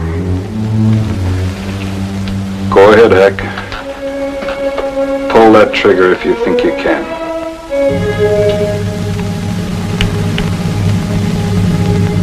Why did you have to show up? It's all your fault. You had to come to Quiet City and kill everything for me. When you rode into town this morning, I was still sheriff. I was still a man. And now, I'm nothing. Nobody. That's not true, Heck. You're still the sheriff here. Sheriff? When lynch mobs are gathering outside with ropes in their hands and killing in their hearts, you call that being a sheriff? That's not a lynch mob out there. And this is the first killing in over 2 years. Those people don't want Clapper. They're perfectly willing for him to stand trial. And you believe that too, son? It's true, Pa. It's not a mob out there. It couldn't be. You've made the law and the office of the sheriff in this town ideals we all look up to. Well, why are you running out on it? I'm not running out, Pa.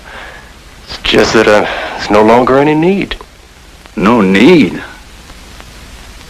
Well, who'll be there to keep the peace and uphold the law? The people out there. They'll uphold the law by respecting it. Pop, you've done your job. Give the rest of us a chance to live up to it and finish it for you.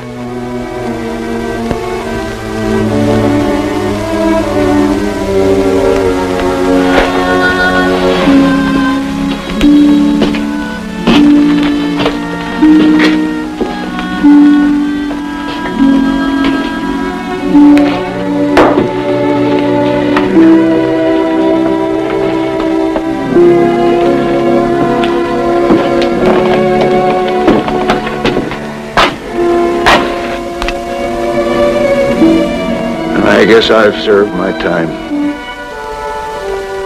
37 years. That's long enough for a job to outwear any man. Especially an old codger who sees things that aren't there and who hears voices that exist only in his head. That can happen to a lot of people. But I ain't dead, Mint. What are you supposed to do? When the job's all done, but you keep on living. You're still sheriff. Till Buzz gets back, steps into your boots.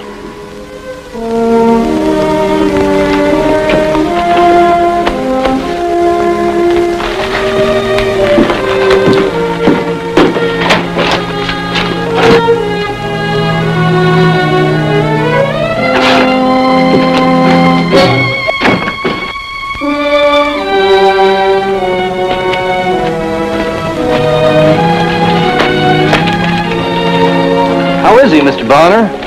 I mean the sheriff in there. Is he going to be all right? I think so. He's been sheriff of Quiet City for almost 40 years. We wouldn't know what to do without him. What kind of a name is that for a town? Quiet City. Just doesn't sound reasonable somehow. Well, the town council's open for suggestions, sir. Why don't you call it Partridge? Partridge?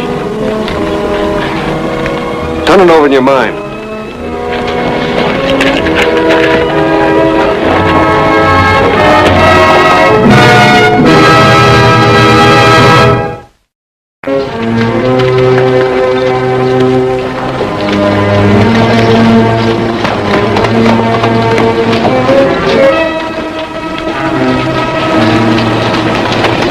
What's your horse, mister? Only a quarter. Well, he's a smart animal, but he's never been known to untie a knot. I wasn't thinking of that. It's the perils of natural phenomena. The what? Hailstorms, for instance. I could get him to shelter real quick. Well, now, old-timer, when's the last time you had a hailstorm around these parts? See now. Must be 10, 11 years. Well, I'd say you're about due.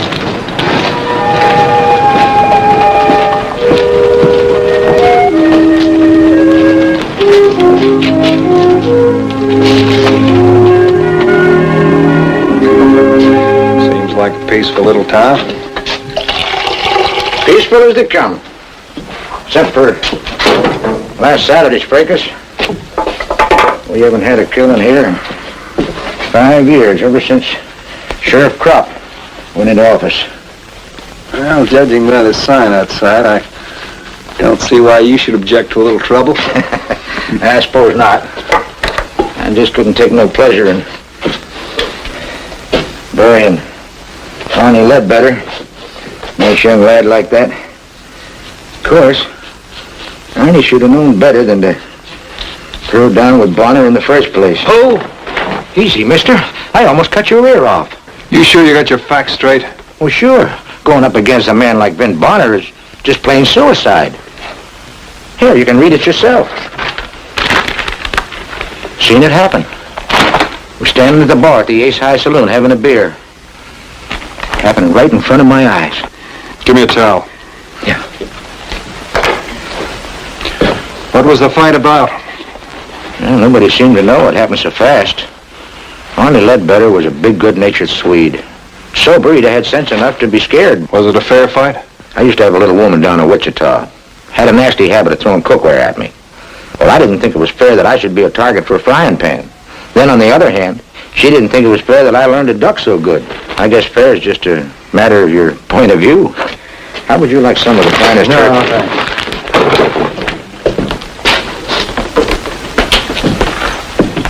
How come nobody tried to stop the fight? Mister, Arnie Ledbetter was a dead man the moment he got into that quarrel. There wasn't no power on earth could have saved him. But why would a man like Bonner pick on a helpless drunk? Well, if you want the answer to that question, you better ask Bonner. I'll do that.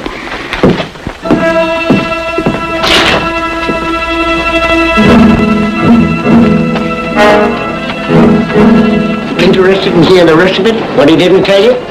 That gunman, that Bonner? He don't kill for pure pleasure. What he do, it's got to cost someone. Here he's out of town on a pay job right now. You know who paid for Lead Brother's death? You see Arnie's girl, Miss Evelyn Nemack. She has a millinery store. Ask her how come Arnie got himself all of a sudden dead. Yeah, that's her place. Mighty tidy possum, Miss Nemack. Here, old-timer. Register me in at the hotel. Take care of my horse, too.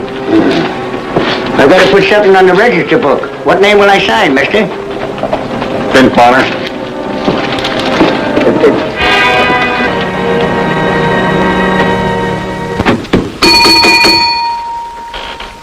Mr. Beebe, I thought I made it clear I didn't want you hanging around this hotel lobby. I'm not hanging around. I brought you a customer, friend of mine. Wants your best room. I don't see a customer. You will, Mr. Dibler, soon enough.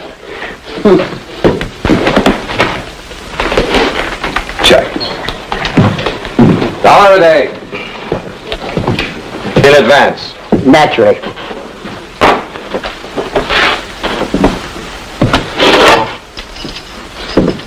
Room 6. Head of the stairs.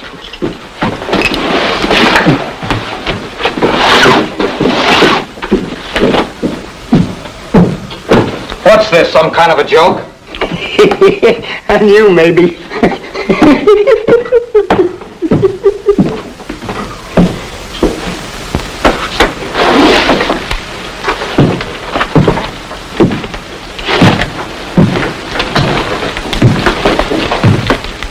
Cowboy, what does this mean?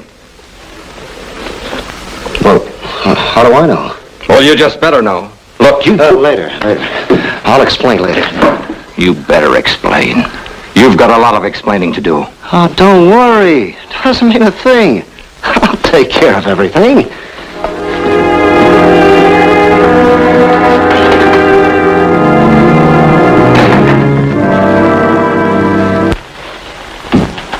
You're not wearing black. But if you are, Bonner, then who was the other man? That's what I'm here to find out.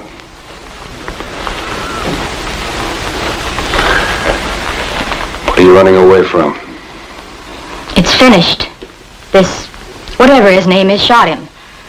Arnie's dead. Why not leave it alone? I have to find out why. I heard you could help me.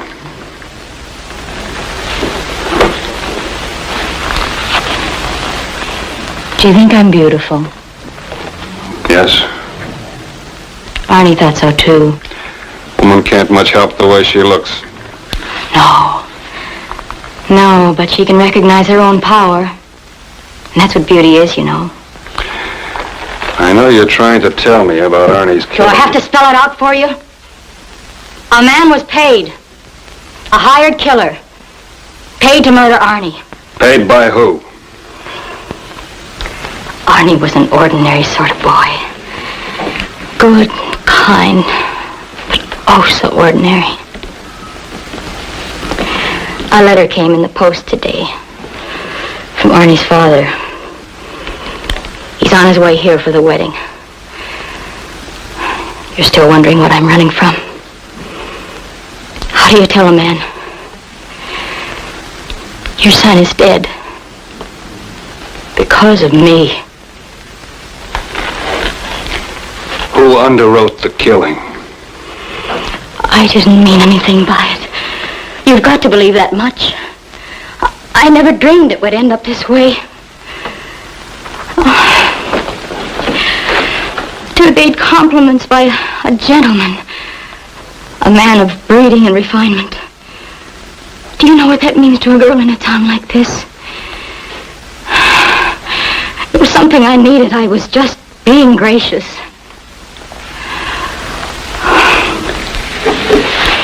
You wanted a name. Elston Dibler, the hotel owner. Thank you. You see why I'm not wearing black. It wouldn't be proper. Even now, I don't know that I really meant to marry Arnie. Maybe deep down, I was hoping, waiting for something. I I don't know. Kind of a drastic way to break an engagement.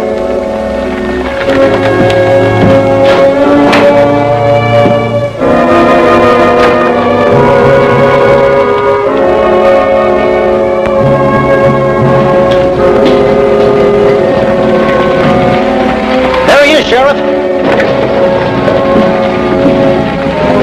Civic Reception Committee. That's him, Sheriff. Tell him. When I need instructions from you, Cowboy, I'll get in touch. What's your business in Grizzly Hill, mister? I'm waiting for Vint Bonner. I hear you call yourself Bonner. That's why I'm waiting. Well, there's two possibilities. A coincidence in names. He's lying, Sheriff. There's only one Vint Bonner. Well, that's the other possibility. There's only one sure way to find out. Not in my town. I don't care a particle who's the genuine Bonner. You boys want to decide the issue? Decide it somewhere else. And I want you out of town come sunup, mister. No ifs or buts.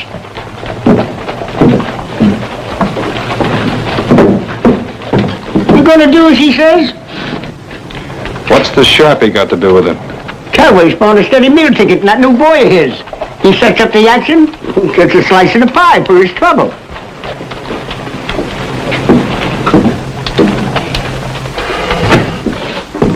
Bonner? I don't wear a gun. What's the going price of a lovesick young Swede on the hoof? I want to make it clear I'm not going to fight you. Of course not. A man of your breeding and refinement would find someone else to do his fighting for him. Stay where you are so I can keep my eye on you. I don't know what she told you. You know exactly what she told me. Arnie Ledbetter was nothing to you. You didn't even know him. I know him now. How much? Well, how much? It's $1,000. If you want to fix blame, it was her fault. She led me on, played up to me. She's nothing but a cheap little flirt. I'm not going to fight you. You may not have a choice. Someone used my name to kill a man for money. Before I leave tomorrow morning, I'm going to clean that up. Whatever it takes to do it.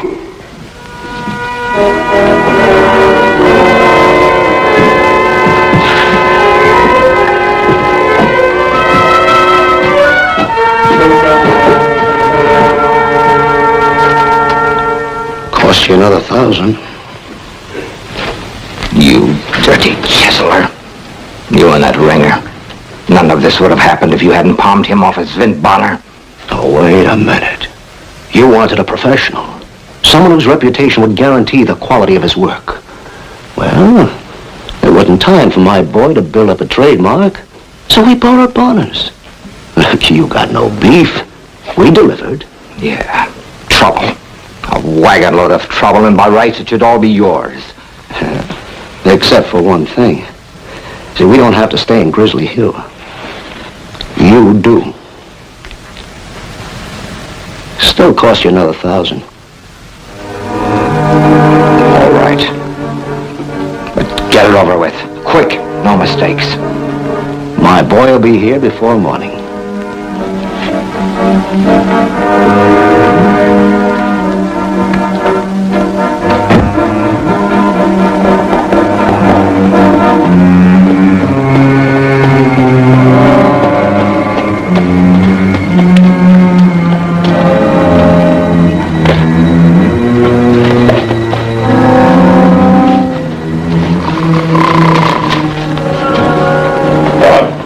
You, on your feet.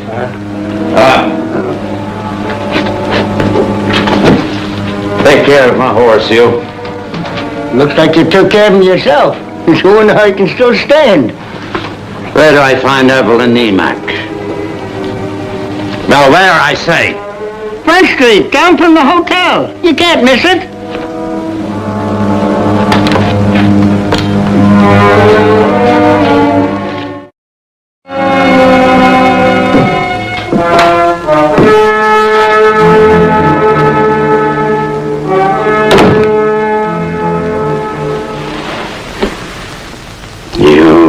Isabel.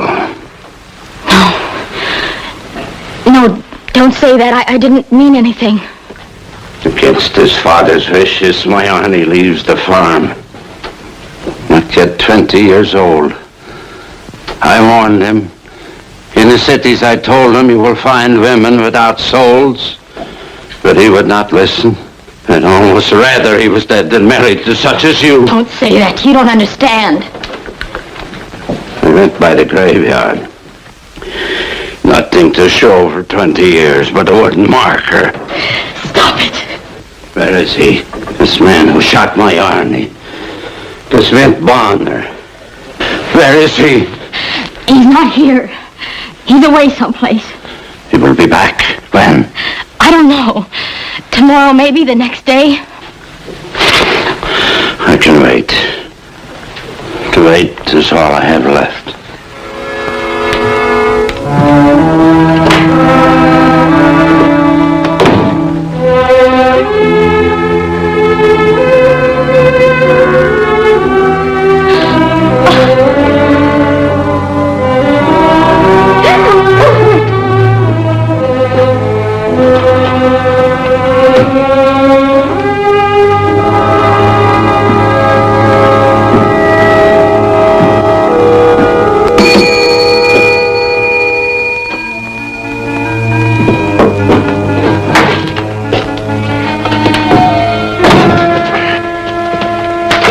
What can I do for you?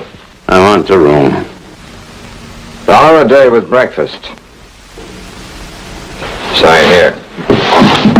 I'll get your key.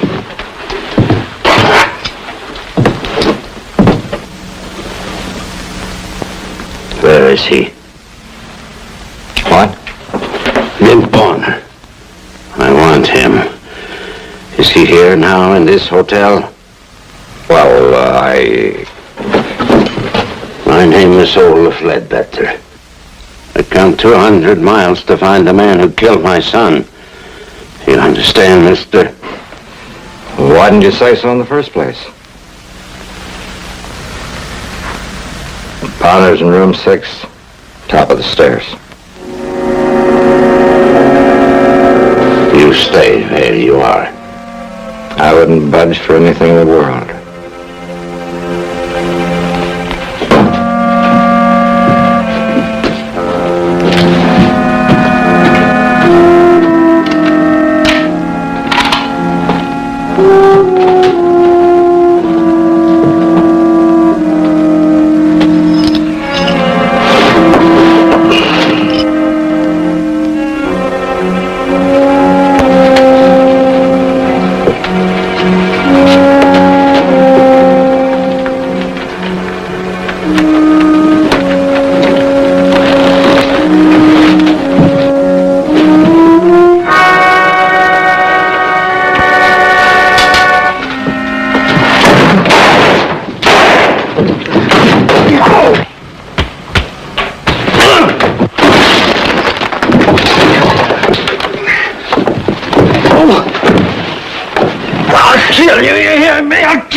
Not today, you won't.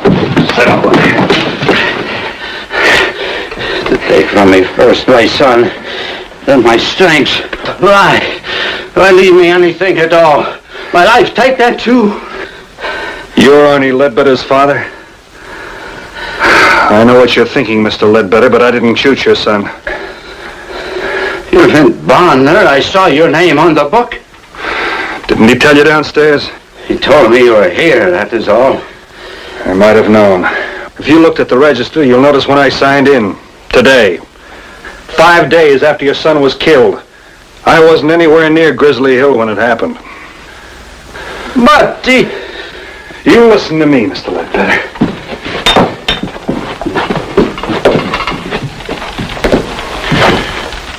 You knew who he wanted. You could have told him. He had a gun on my side. What's the good of all this talk? I know what to do. You made a promise to me upstairs. We'd do it my way. I, too, made a promise on my son's grave. There's only one thing keeping you alive. That's a prejudice I have against shooting anyone in cold blood. Well, gentlemen, he's here. He said to tell you that he'll be expecting you on the street, Mr. Bonner, in 5 minutes. If you're not there, he's coming after you. I'll be there.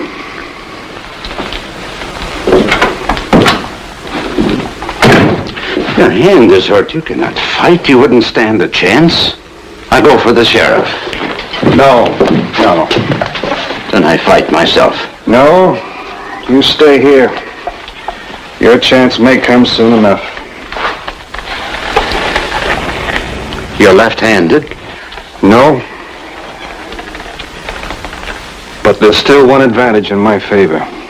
What's that? He took my name in the first place because he figured the reputation that went with it would throw a scare into the other fella. Give him an edge. Now he's on the other end. He's up against the man whose name he took. There's a difference.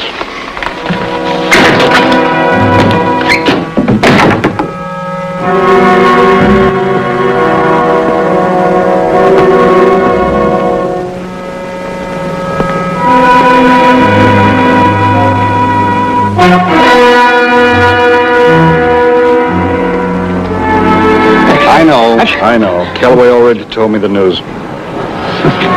Well, anyway, you don't have to worry about the sheriff busting things up. I sent him out to loose scandals, chasing rustlers. What's the matter with your gun hand? Nothing. You better get off the street, old fellow. Things are going to get rough around here.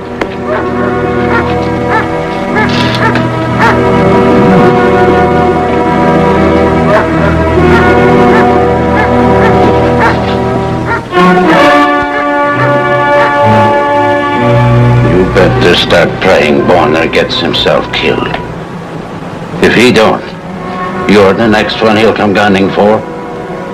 You heard what he said. He wouldn't kill in cold blood. You think his blood stays cold? You ever see a man's face after a gunfight? After he's had to kill? I don't own a gun. You think that makes any difference?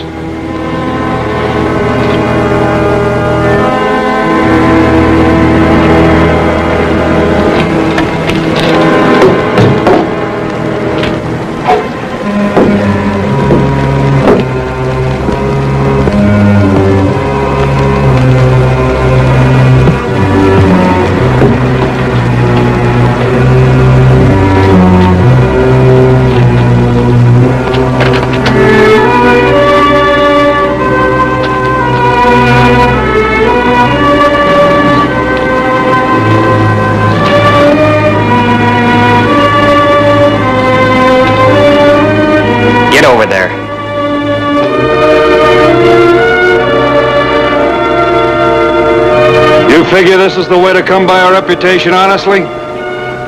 You called it. It won't be as easy as Ledbetter. School keeps getting harder every day. You're young. It's a rough school to flunk out of. Mister, long as I'm wearing this, I don't have to worry about no diploma. Bonner! Look out!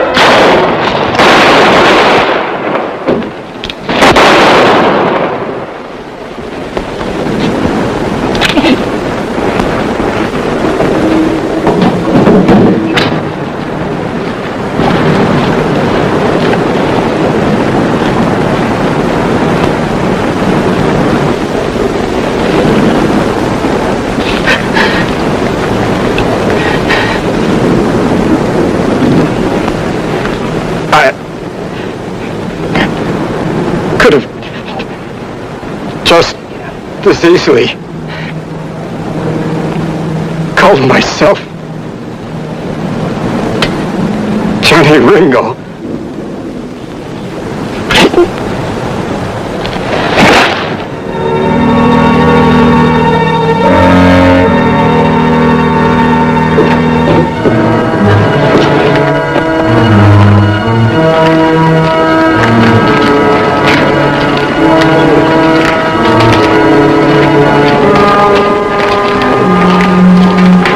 Satisfied?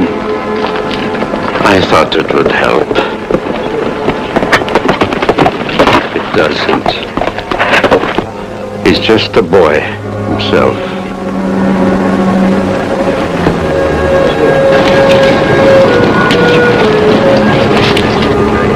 I'm just leaving, Sheriff. Had him saddled up an hour ago. You had a lot of faith in me. I still do. No charge.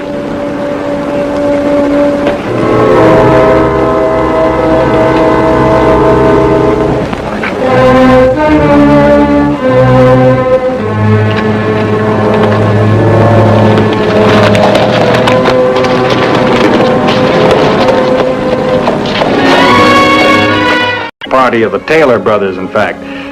Kermit and Rome Taylor owned the town bank. I'm going to take this one more chair, and then I'm going to clear out of here. You've taken enough already. Trying to hog all the good furniture for yourself. This chair stays here. Hog all the good furniture? Well, that's a laugh, particularly since this desk of yours belongs to me. All right, you want this chair? Well, you just take it, and I'll take the desk. No, you don't. No, you don't. All right, you want this old chair? Take it. Well, you've done time enough to welcome an old friend. Ben, come on in. Come on in. Glad to see you. Hello, Kermit. Well, you here to see the fair? Yeah, I thought I'd drop by and deposit this $50 before I squandered it on all the concessions. Pop Morgan paid me off for rounding up some of his cattle. Well, we're always open for business, Vint. I'll make out the passbook for you. Vint, let me make out the passbook. Well, I can't see as it makes any difference. Well, it's a big difference. Rome and I have split up. Split up? Yeah. This is my bank now, the Wickford Savings and Trust. And my bank is across the street, the Wickford Trust and Savings. Well, then here's $25 for the Wickford Savings and Trust, and $25 for the Wickford Trust and Savings. Vint! Well, hi there, Sheriff. When did you get to town? I just got in. But I sure was surprised to hear that Rome and Kermit here had split up. Yeah, if you want to know who started the whole mess, the answer is 2 words. Thelma Taylor. You leave my wife's name out of this. I suppose your wife, Bessie, is Lily White. She is the troublemaker, Vint. Look, Vint, let's go over to my funeral parlor. We can talk there, where it's nice and peaceful. All right, I'll be by later for my past books.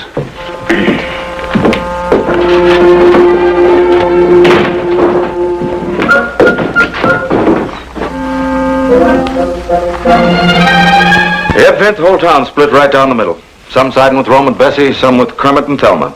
Thelma really started something when she decided to enter her strawberry preserves at the fair. Folks are toting guns again, first time in years. Oh, come on now, Otto. You can't tell me there'd be gunplay over a thing like this. When Thelma declared herself in the running, Bessie was fit to be tied. She's won the blue ribbon for preserves the last 5 years. Well, where'd she get the idea? Well, it all started last April. Thelma had a birthday on the 5th of April, Bessie on the 10th. Thelma's proud as a peacock riding around town in her new Surrey, which Kermit had given her as a birthday present. It's the nicest carriage in town. Until came time for Rome to give Bessie her present the following week. Another Surrey? Even nicer than the one Kermit had given Thelma. Oh. Thelma claimed it was just plain spite work. That's how the fireworks started. How? Well, Thelma said since Kermit was the oldest, the bank should have gone to him. That Rome had just worked his way around old man Taylor. It was all ancient history until she dug it up. And Bessie wouldn't take that lying down. No, she told the whole town old man Taylor had intended the bank to go to Rome. Well, it looks to me, Otto, like the preserve contest is going to be the most exciting event at the fair. Oh, it ain't funny, Vint. I'm general chairman. Can't find anybody to judge it. Well, it's your headache. Good luck. I've come to give you a piece of my mind, Otto Spears. What's wrong this time, Bessie? Hello, Bessie. Oh, I'm so sorry. I didn't see you. Welcome to Tower Rock. Yeah, well, lots of things been happening since I was here last. Well, Thelma's been trying to humiliate me, if that's what you mean, and Otto, who ought to be neutral, is on her side. What have I done? What you haven't done. The fair's tomorrow, and you haven't yet found a judge for the preserve contest. Look, Bessie, I've been looking all over for one. All over for one. To find a judge who'd vote for Thelma. That's what he's been doing. Look, lady, I don't give a hoot who wins this. Wait a minute. I just found your judge. Who? You're looking right at him, Vint Bonner. Oh, Vin! Oh, that's wonderful. I can stop worrying now. Oh, yeah, and I can start worrying. I don't know a darn thing about preserve. You know about tasting, don't you? And everyone knows I make the best strawberry preserves in the county. I knew I'd find you here, Bessie. And if you're planning with Otto to cheat me out of... Oh, why, Vint, how nice to see you. Nice to see you, Thelma. Vin's going to be preserve, Judge Thelma. You are? Oh, why, that's wonderful, because you're the one man that Bessie can't fool. And it's high time that somebody else won the prize. I've won the prize year after year because I deserve it. Ladies, I don't want to be judge. Oh, Vint, you're my friend. I wouldn't trust any other judge. Oh, now you're seeing Bessie in her true light, trying to pull the wool over your eyes. As if I didn't trust you, Vint. Why don't you gals stop ragging each other now? Get going. I'll go when Thelma does.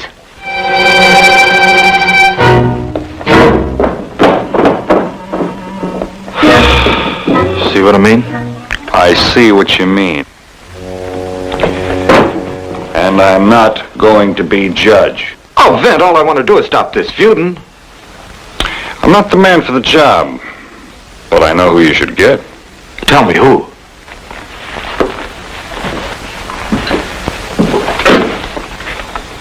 A fellow by the name of King Solomon.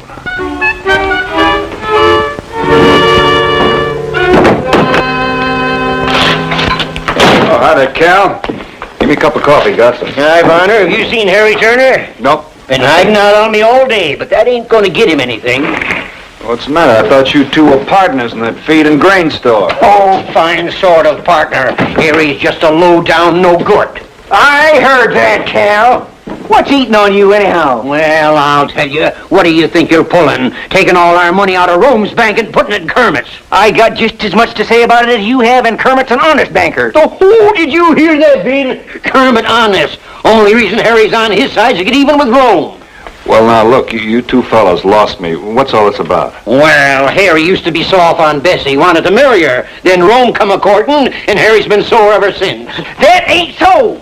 No! Then why are you siding with Kermit? Why are you siding with Rome? 'Cause when we needed a loan to open our store, your honest banker Kermit turned us down cold, that's why. It was Rome turned us down. Kermit wanted to lend us the money, only Rome wouldn't agree with it. Kermit told me so himself 3 days ago. Then you tell Kermit he's a liar. Maybe you were saying I'm a liar too. Well, maybe you are. Now, come on. Now, come on. No gunplay. No I'll settle with you later, Harry. Anytime, any place. And why don't you mind your own business? Why don't I? Here, have some coffee. When you told me the town was split right down the middle, I didn't believe you. Now I see what you mean. That's what I've been trying to tell you. What's the worst thing about this is some things that start off little can end up being real serious. Don't I know it? As town undertaker, I've put a lot of nice fellas 6 feet under. Fellows who just thought they had to shoot it out over something didn't amount to a hill of beans. Though I can't rightly remember of a war starting over strawberry preserves. We don't want no war, Vint. You got to do something. You know, Otto, I think you're right.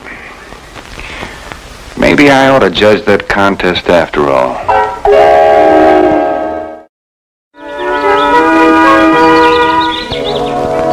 Well, today's the day, and you're going to be the prettiest gal at the fair. Prettier than Bessie? Oh, that's easy. No contest. Well, I wish I was that sure of winning the real contest. Oh, now, Thelma, you're going to win that hands down. If Vint Bonner isn't taken in by that Bessie, she's so sugar sweet to him it's sick. Oh, now, Vint Bonner's not so easily taken in. No, don't be so sure. No, that Bessie's a sly little minx. There's nothing too low for her to try. Well, what do you think she might do? I don't know. But I'll bet she's had Rome up all night planning how to win Vint over on her side. Rome sure is putty in that gal's hands. Honey, would you do me a favor? Sure. Why don't you go and see Vint? Oh, Thelma, I don't think Oh, please now. And try to make him see how that Bessie schemes every year to win the prize. But Oh, honey. All right, baby.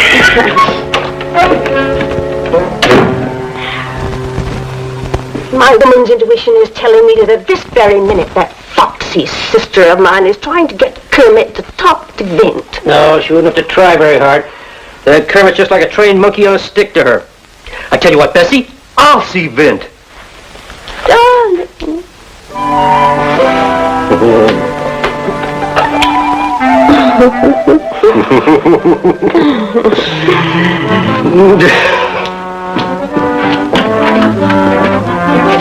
Oh, Vint, I've been looking all over for you. Well, I'm not too hard to find. What's on your mind? I wanted to find you before Rome starts telling a pack of lies. Well, if it's about that strawberry preserves contest, I can make up my own mind. Besides, I haven't seen Rome since yesterday. Say, what's wrong with you two men? Oh, Vint, it's just... You can chalk it all up to Bessie's jealousy. You're not a hen-pecked husband, are you? Well, of course I'm not. You two can handle your women. Why don't you be the peacemakers? Well, Vint, because it takes two to make a bargain. That's it. And then Bessie, you know. Bessie has got Rome eating right out of the palm of her hand. And all he can think of now is how to pick a fight with me. And someday I'm going to accommodate him. I'm going to haul off and then... Well, that's no way for brothers to feel. Well, you'd feel the same way, Vint, if you were in my boots. You know, you're not married. You know, if I were you, I'd keep an eye on that surrey you bought, Thelma. What do you mean? Rome's as rile as you say he is. He could try something. You don't think he'd do anything like that? Oh, I'm not saying he would. I'm just saying he could. This afternoon at the fair, when the surrey's in the barn, nobody's watching. He better not try, because he'll have the fight of his life on his hands. Thanks for warning me, Vint. I'll be watching him. Oh, about Thelma. I know you'll do right by her. I'll do right by Thelma.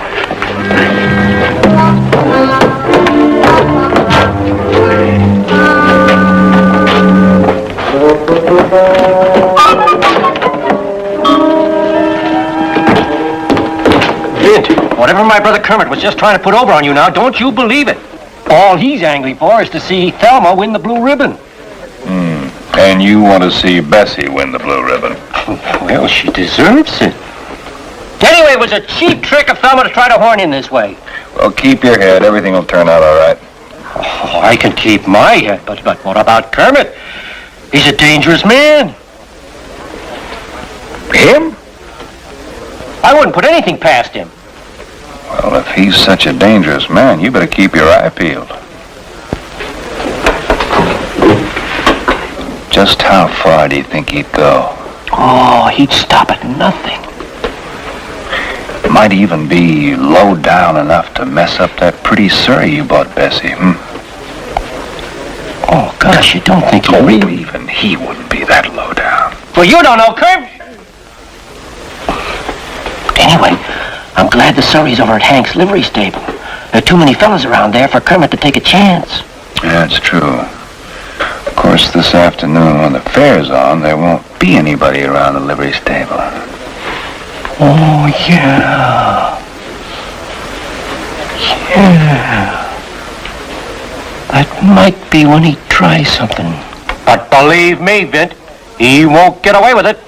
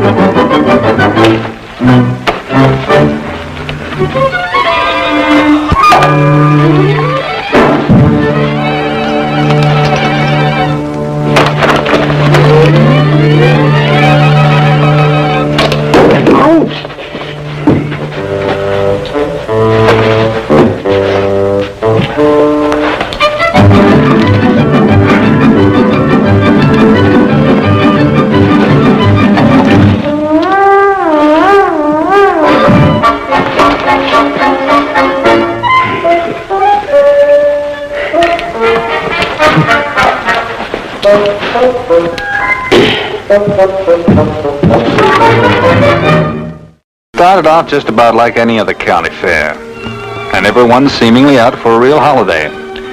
Back of all this, however, was just a little bit of strain. Bessie had already arrived, as confident as one of those prize-fighter fellows about to protect his crown. And as Thelma drove up just as confident, there were more cheers and the tension grew. The judging of the preserves was being held for the last, and while Ezra Stone's heifer was being reported the best bred, I had some things to do.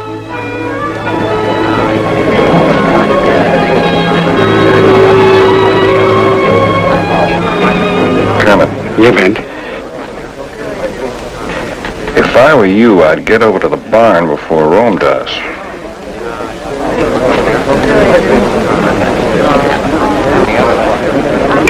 Did you hear something? Well, I wouldn't say that. It's just that, well, this is a little advice. Thanks for the tip, Vint.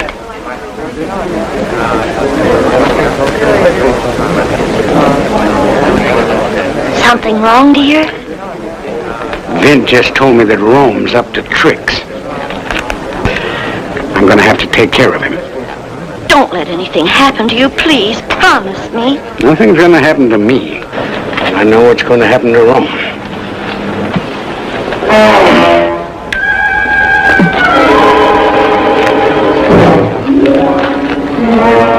There goes Kermit sneaking off, just like I thought.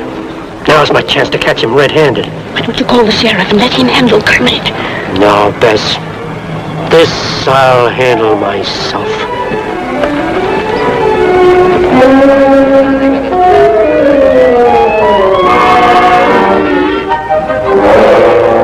Ladies and gentlemen, last we come to the Blue Ribbon for the best strawberry preserve, to be presented by Vint Bonner.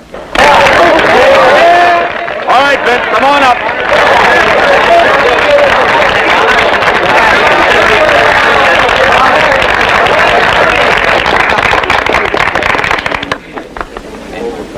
There are 18 entries. 18? You mean I've got to taste all 18 of them? Gotta be fair to all the contestants. Oh, well, let's get started. Spoon right in.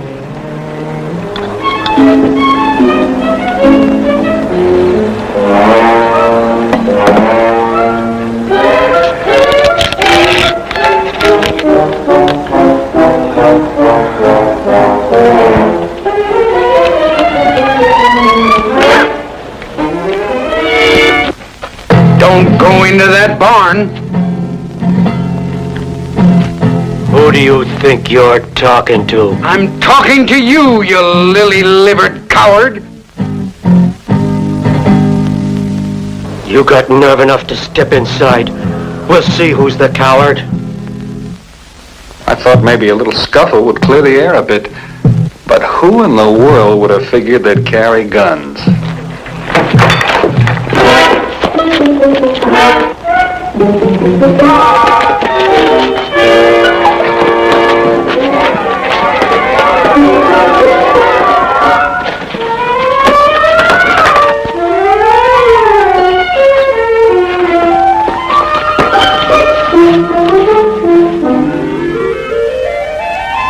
So I caught you red-handed, didn't I? Sneaking in here to wreck my wife's surrey. You caught me red-handed. If I wasn't here, you'd be busting Bessie's buggy right now. You're not going to wriggle out of it that easy, Rome. This jar was submitted by Mrs. Bessie Taylor.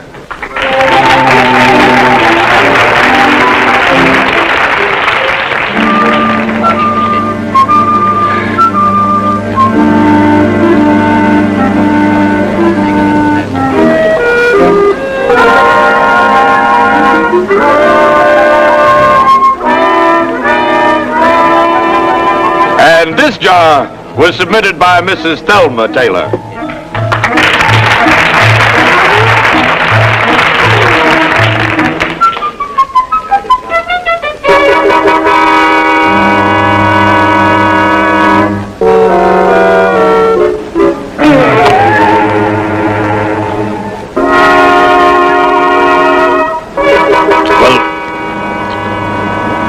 gonna take a little doing. Oh, take plenty time, Vint. We want you to be dead certain. A lot depends on it. Yeah, well... Haven't you tasted enough yet to make up your mind? I'm supposed to pick the best preserves in the county, is that right? That's right. Well, this jar by Miss Bessie Taylor is excellent. But I've tasted better. Well, does that mean that Thelma wins the blue ribbon? No. The strawberry preserves made by Miss Thelma Taylor is very good, too. I'm here to protect my property. You've got me to reckon with. I am warning you, Kermit. And I warn you.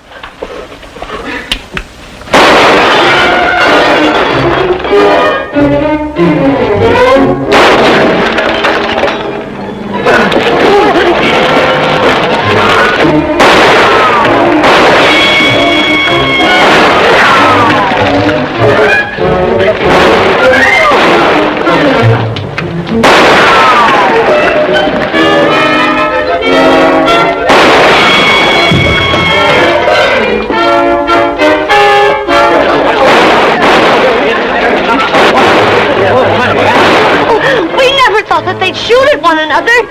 You've just got to do something. Look, ma'am, they may not be able to hit one another, but somebody else could get killed. But Vint, maybe they're murdering one another in there. Do something. You stay here. Please. All right, Miss Taylor.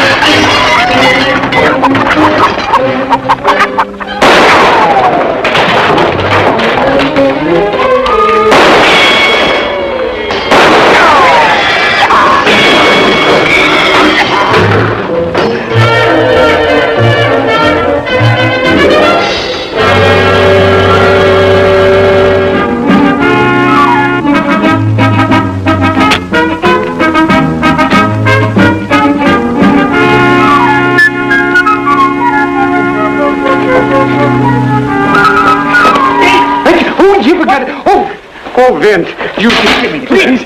What do you two think you're doing? Well, we were doing... I was hiding, and he... Bessie! Thelma! Oh, no, listen, you have to bring Vint. Please, look! Are you two ready to call it quits now? Well, personally, I'm very happy to be alive. Good. Me too. How about you ladies? You're the one that started all this, you and your strawberry preserves. Are you ready to call it quits? Well, I guess we did carry things a little bit too far, Vint, but we had no idea there was going to be shooting. You had no idea. You must have known. Some one of you men shot my Surrey. Well, it wasn't me. I hit what I aim at. Oh, you couldn't hit the high...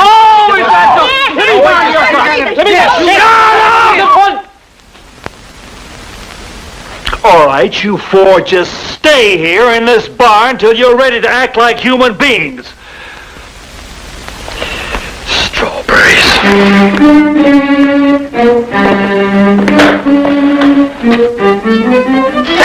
It was you who on that. She's I can talk.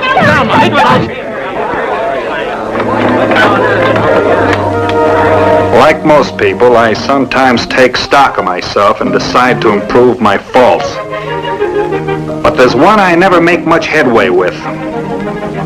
I just can't seem to mind my own gosh darn business. Time was when the land around Clay City was known as gold country, with thick, rich veins of the yellow stuff in the surrounding hills. Now all the gold was long since gone, except for that which remained in men's dreams. I thought I heard a cry, long ways off. Could have been an animal. Then it could have been something else. We ain't got time for any more of that. Can you think of a better way to make him talk? Yeah.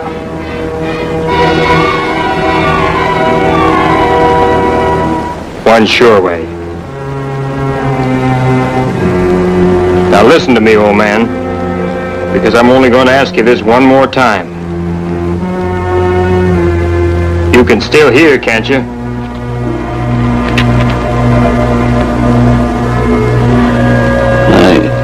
still here. That's good.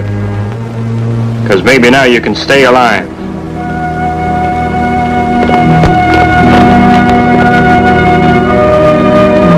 Now for the last time, where'd you find that gold? You'll have to kill me first. Any way you like it, old man.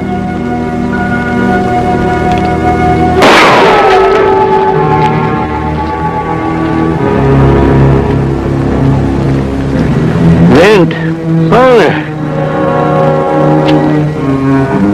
Drop the gun, easy. The next one goes right between your eyes.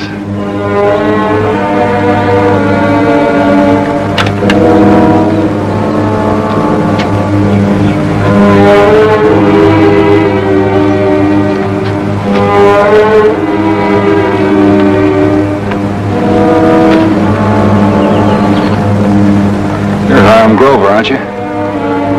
That's me. What are they trying to do, kill you? Take more than the likes of them to hurt an old desert rattler.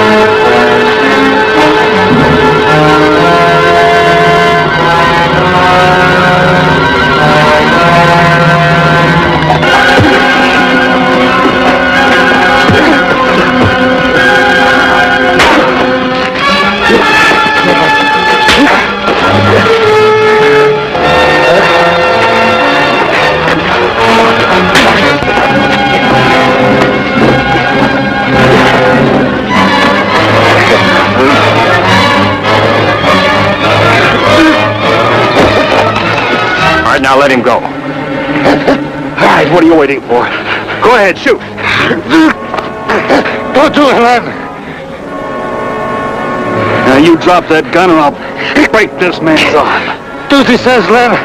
Or do you want to kill your old brother? He calls your brother. That's the only thing that's keeping you alive.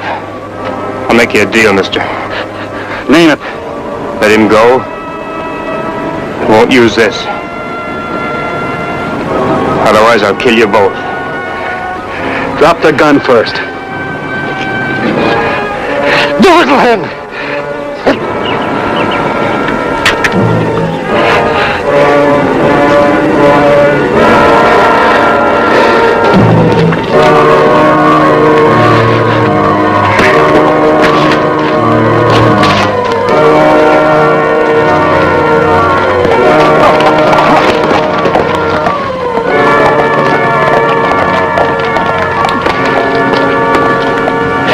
Give you a hand, Hiram? I don't need no help. They sure worked you over. Why? Why? They're after the gold. Want to steal my claim. Gold? Claim? What are you talking about? Here.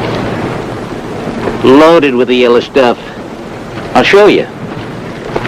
The best ore I've seen in 40 years of looking. Yes, sir.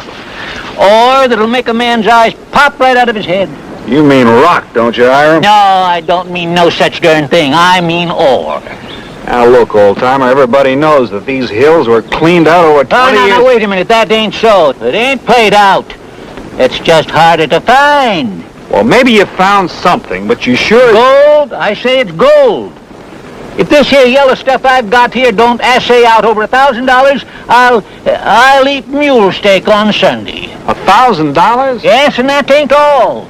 I'll just bet that this vein I found will deliver more gold in 1 year than all they ever took out of California. All right, Hiram, Yeah, all right. Yeah. If anybody deserves getting a strike, you do. You've been looking longer than anybody I know. Yeah, 45 years, Bent. Yeah, 45 years come winter.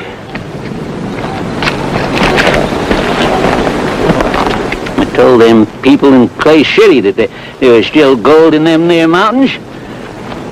I could smell it. Would they believe me? No. They said old Hiram was touched. That his brains was rattling from too much sun. Well, they'll start braying a different song now. Fools.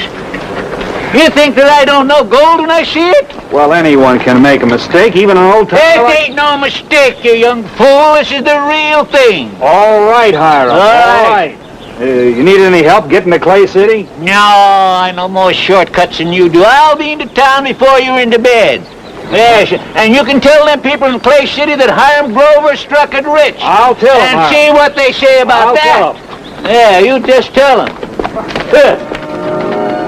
Even if I'd felt like telling anyone, I knew no one would believe it. Not any more than I believed it myself.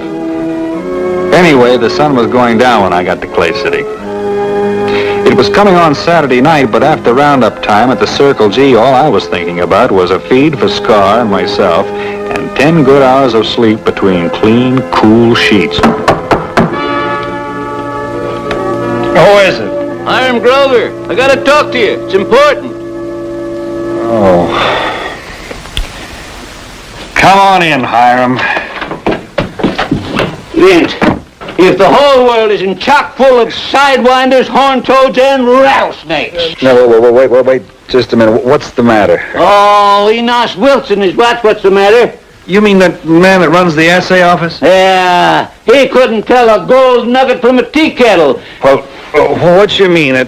He told you that the stuff you brought in isn't any good, is that it? No, that's the trouble.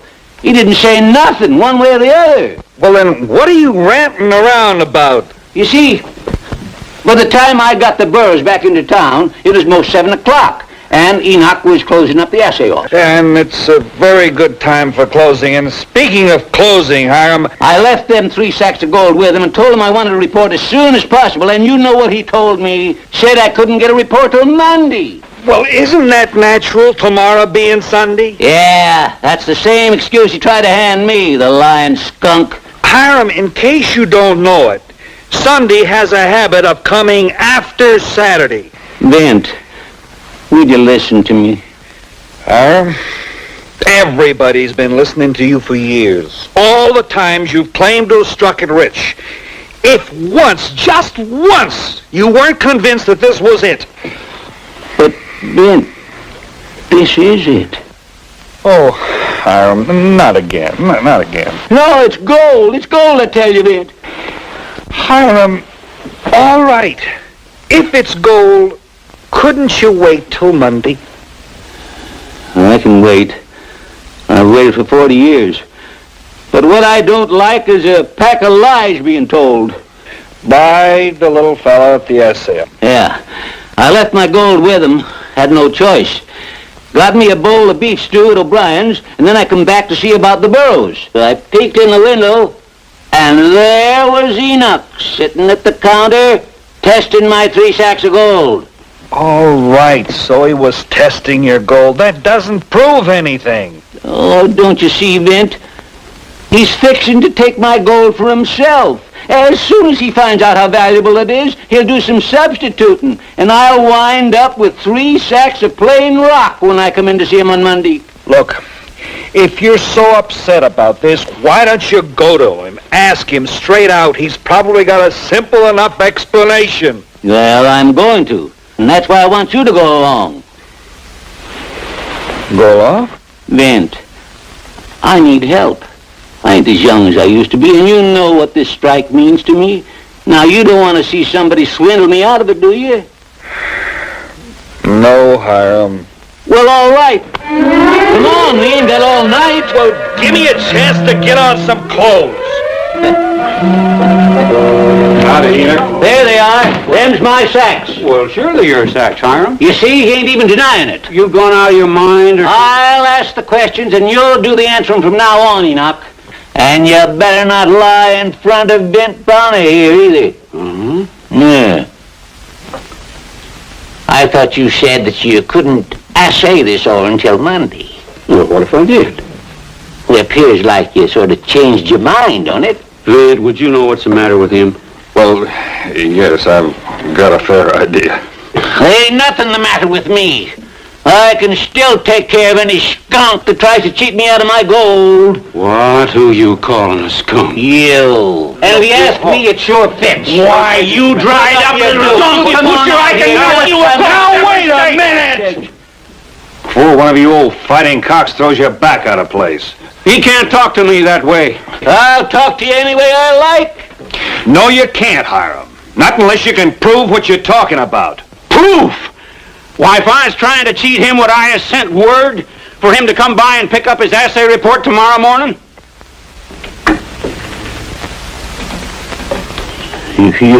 You sent word? Ask Mike O'Brien, you old horsehead. Went by the cafe myself looking for you. You'd already left. So I told him if he saw you to give you the message. You told Mike? Well, Hiram? Well, doggone it, Bint, how was I to know?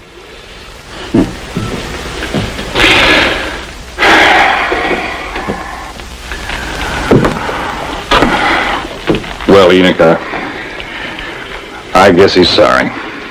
Oh. What did change your mind? Why did you decide to make your essay tonight instead of Monday? He's been bringing me samples to assay for more years than I can remember. Usually it's low-grade stuff, too thin with weight and hardness to even bother about. A little better than fool's gold. But this time he seemed more anxious than usual. And then, too, this is definitely more promising. So I figured I'd just get right at it instead of waiting until Monday morning. Enoch. What do you want, you old fool? Enoch. What is it? Is it gold, Enoch? Is it gold? You think he might have stumbled onto something? I can't say positively yet. I still got to make a couple of tests. But it looks like maybe it's gold. Gold! I found it! I found gold! Yippee! I found gold! Yippee! I found gold! I found it! Evening, gentlemen. Who are you? Never mind. Grab some air. All three of you. I see here You too, old man. I guess you didn't expect to see us again. I just start reaching. I guess this time there'll be no problem killing you. You run this place? Well, I do the assaying. And open the safe. Well, there really ain't nothing. Never mind, Stalin. Get it open. It was real nice, lugging this in for us. You leave that alone, you hear? Take it easy, Grandpop. Feels real heavy. That all belongs to me. You got no right to it. I guess you just don't hear good. I said take it easy. I spent most of my life looking for that gold, and I... You leave it!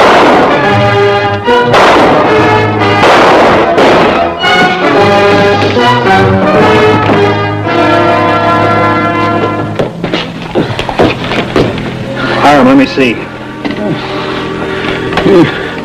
You saved my gold, Bint. You better get him to a doctor, quick. Doc Nibble's house is in the next block. We'll take him there. Grab hold. How is it, Doctor? Well, it's too early to tell anything yet. I got the bullet out, but he still isn't out of the woods. See what you mean. For a man his age to lose all that blood, it's a very serious thing. Sure. I understand you got the thieves, both of them. You sure did, Doc. What are his chances, do you think, Doctor? He's an old man. I've seen fellows a whole lot younger than... Yeah. Say, you better get yourself some rest. Well, I thought maybe we could, Nothing you can do here. Not a chance of him coming to before morning. Come on, Van. Doc will take care of him. All right, I'll see you in the morning, Doctor.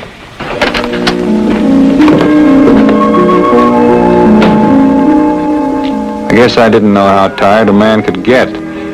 Anyway, I slept till after 10 the next morning. Or maybe it was because I just didn't like the thought of going to Doc's to find out how Hiram was. I started to head for Doc's anyway. Then I passed the assay office, and though it was Sunday, I saw Enoch in there. Howdy, Vin. Morning, Enoch. Well, I see you got the place all straightened up. Oh, yeah, Sheriff Jay and his deputy took care of that. I just came back from seeing Hiram. Oh. Is he? No, but sure don't look good. It's kind of sad. Just when he seems to have found what he's been looking for all his life. You know, I couldn't sleep last night after all that fracas, and so I came back here and I finished up all the work on Hiram's samples. This it? Yeah.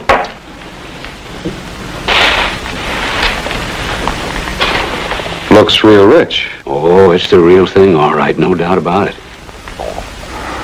So the old goat was right. If there's any more ore as rich as this in those mountains, we'll have a full-scale gold rush right here in Clay City. Well, Hiram ought to know about it. Oh, he knows it. He does? Well, I told you that I couldn't sleep. So after I finished up the assay early this morning, I went right back over to Doc's. Well, I thought that Hiram would want to know before... That was mighty thoughtful of you, Enoch. It wasn't nothing. I just couldn't sleep, that's all. Oh, Doc says he's got a good, strong constitution for a man of his age. Why, he just hasn't got any fight left in him. You know, Vent, he just doesn't care whether he lives or dies.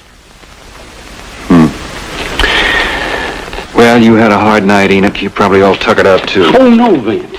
You see, Doc couldn't understand it either. He thought if there was anything that would make Hiram want to live, it would be knowing he'd struck it rich. You'd think so after he spent most of his life grubbing around those mountains. Well, the only way we can explain it is that Hiram just don't believe me. Maybe he thinks I'm lying to him because he's so bad off. Well, he did say he never got an honest assay. So we thought, the Doc and me, we thought that maybe if he heard it from you. Yeah, maybe you're right. You know, Enoch, if I ever need a Philadelphia lawyer, I'm going to call on you. Well, Hiram, how's it going? Fair, Vent, fair, considering. Well, the doctor says you're going to be real well real soon. Yeah, he told me. But you know, doctor can't do it all by himself. You've got to give him some help. It don't matter. Don't matter at all. Now, what are you talking about? I figured you'd be jumping up and down in bed, just raring to get going as soon as you heard the news. You mean about the gold? Yeah, Enoch here says he told you. Biggest strike ever made around Clay City. Yeah, he told me. You believe him, don't you? Yeah, I believe him. I know it is real stuff first time I found it.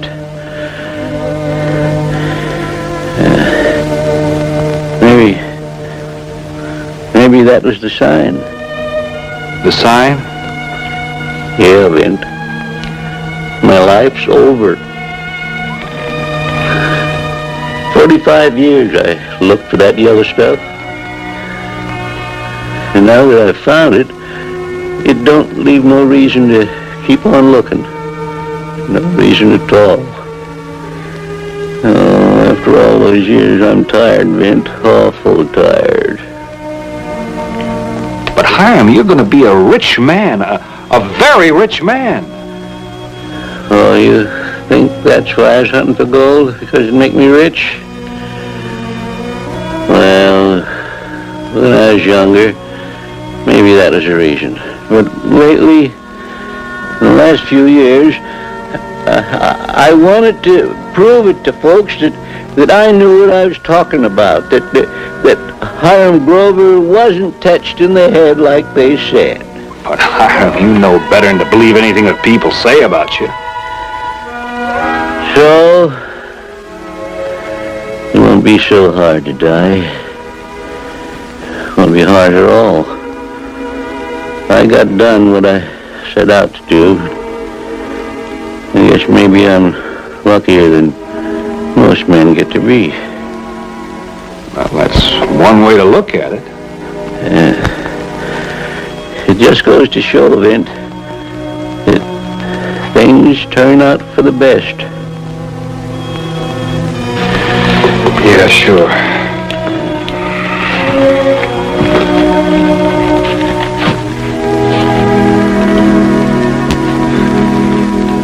Well, I guess Enoch here did the right thing.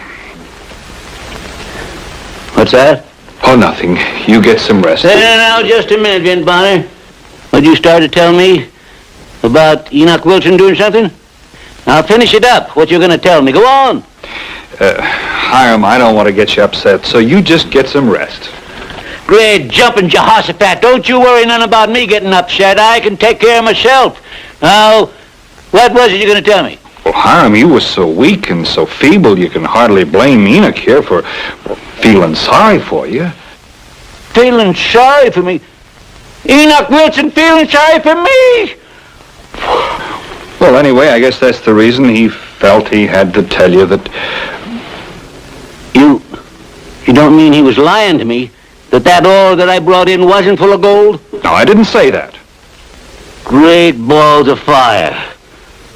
Why, you low-down skunk. Of all the low-down double-crossing... You're a sick man, and you better get... Sick man, am I? I'll show you how sick I am. So, it wasn't true, huh, about my strike? Now, Hiram, a man in your condition... My condition? They thought I was going to die. And then they were all going to have a laugh on me, huh? Well, I just ain't going to be that obliging. No, sir. I'm going to get well if it kills me. I'll do it in spite of people. And tell me about these things. And I'll find gold.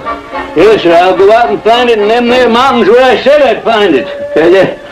Yes. Well, you're going to soft-soap me into kicking the bucket.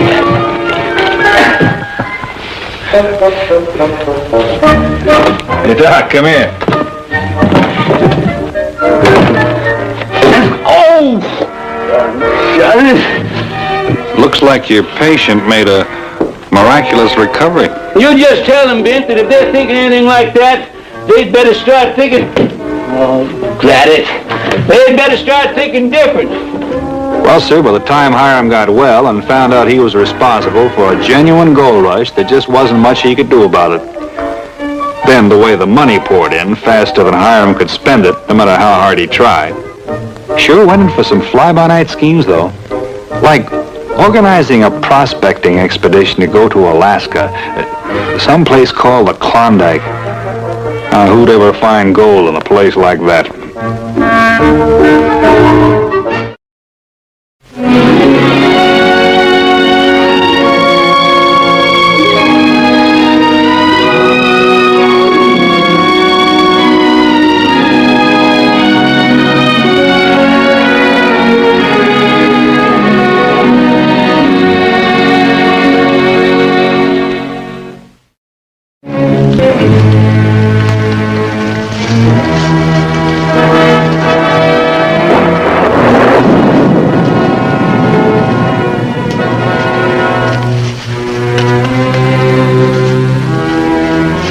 Out in the Malpais, the Badlands, you have to take a man on faith. A lawman, Sheriff Anson Newton, had told me he needed help, so I trailed along to give him a hand. He was looking for a couple of horse thieves, 2 Mexicans. We'd tracked them since sunup the day before, and the trail was turning cold again. Any sign of them? Not a sign. It's more an Indian couldn't track them in this kind of country. I think I know where they're headed. Well, if you do, let's get going. It's going to be dark soon.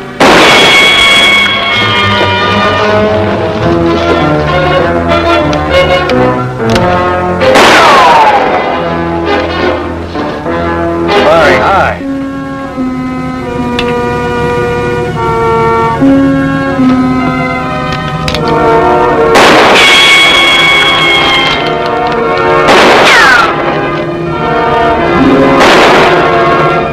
Up behind that flat-top boulder. We'll smoke them out in a hurry.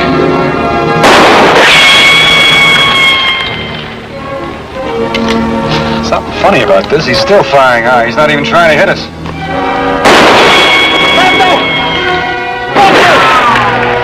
Looks to me like he's covering for somebody else. Vete! Vete!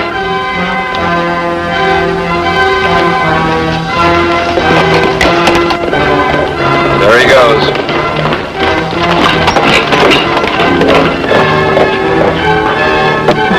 It's like I figured. You got too big a lead for us to catch him, too.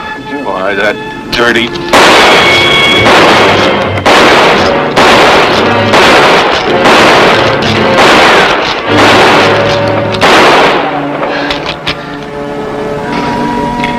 What was that, target practice?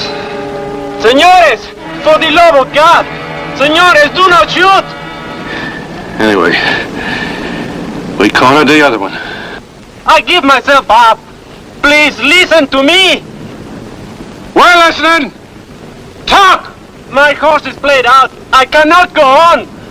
I surrender myself. Throw your gun out. Thank you, senor. Thank you.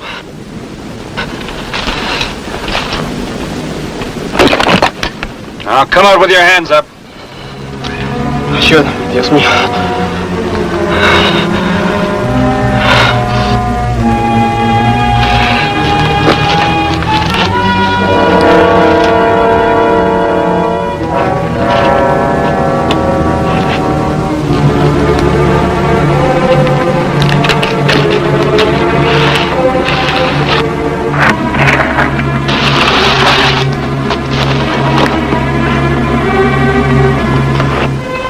Come a little closer, boy. That's it. Keep it coming. Keep coming.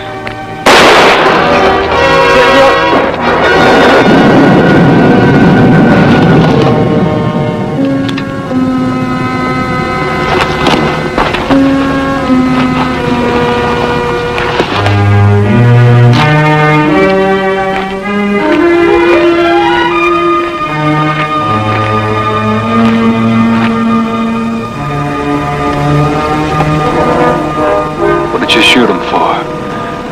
He was coming in, I told him. Yeah, you can't trust any of them, not even a dead one. Anyhow, that's the other one I want. Newton, what kind of a sheriff are you? I do my job, that's all. What's wrong, partner? Country too tough for you? Maybe you'd just like to turn in your deputy badge and quit. I won't need your help anymore anyway.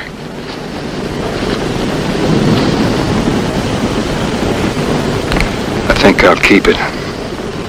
Just to make sure the other one gets in alive.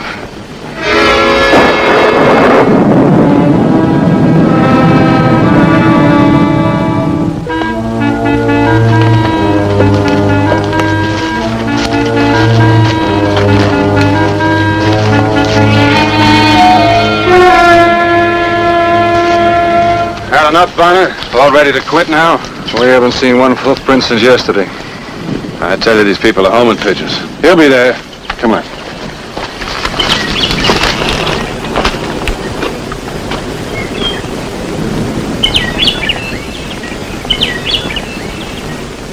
His brother and sister run a sheep outfit down there. How do you want to handle this, Newton? Well, Lupe's folks know me, but you're a stranger and Lupe's never seen you. You ride in and scout the layout while I wait here. How'll I know this Lupe when I see him? Here. Print's all torn off the bottom. Ah, you can't miss it. Lupe Sandoval. Then what? You ride back here and report.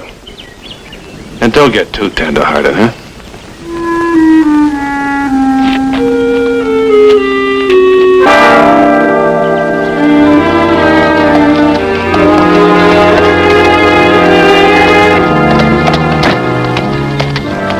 Yes, senorita. I speak English. What is it you wish?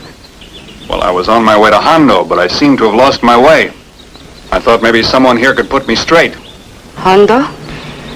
You must take the left fork back at the mesa. It is about 30 miles. Foolish thing to do. Nice place you have here. Must be a little lonesome this far away from town, though. We keep busy for that, my brother and I. That is Jose now. He is not very well. Is there anything I can do to help? No, there is nothing, but thank you, senor. Little rough all the way out here with a sick man on your hands. I've cared for sick sheep and sick men many times before. Well, I'll move along then. Long way to supper time. Would you mind if I watered my horse? No, the creek is over there. Perhaps next time we can be more hospitable. Much obliged.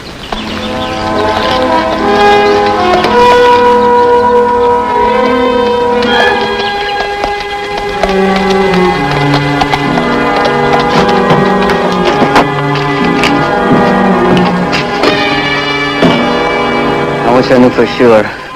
Maybe he's one of the two who followed us. I would kill him. Oh, Lupe, no.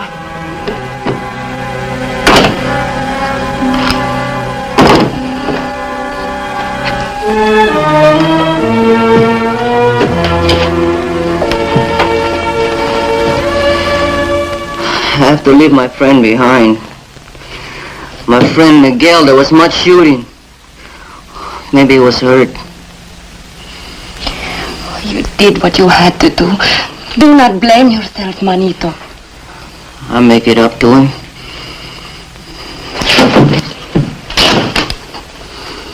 Your gringo friend is gone.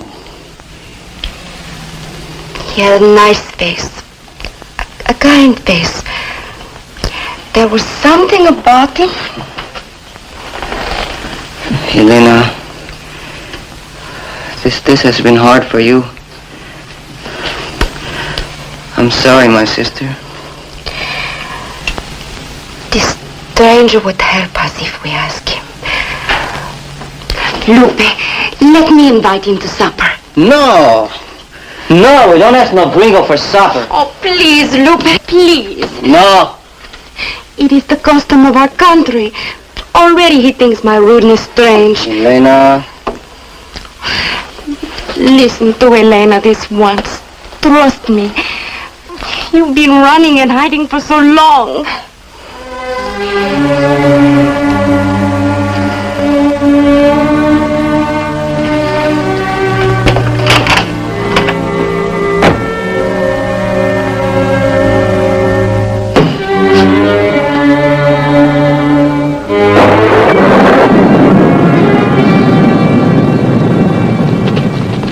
Mighty grateful to you, Miss Sandoval.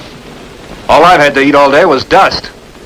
My brother is feeling better, and we have so few visitors. You honor us.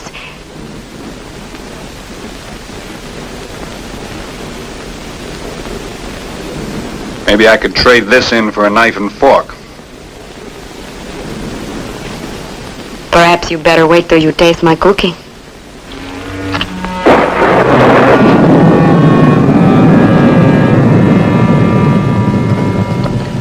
Vin Bonner. I've heard that name before. I haven't been in this part of the country before. Miss Elena, that was a mighty fine meal. It is a pleasure to feed a hungry man. You will be impatient to leave now. The Hondo Trail is long and rough.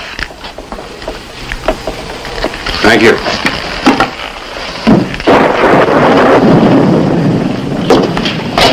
But it's late. I might as well bed down outside for the night. Leave early in the morning. Good night. Thanks again.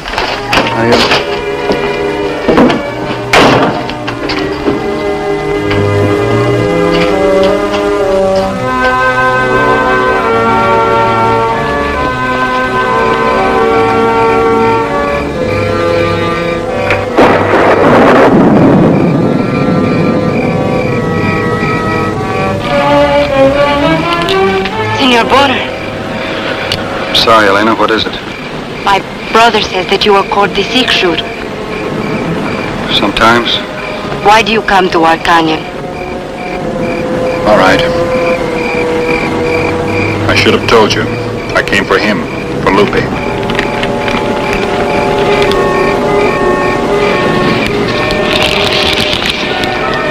Very well. I will take you to him. He is here. He is here. But you will not need your gun.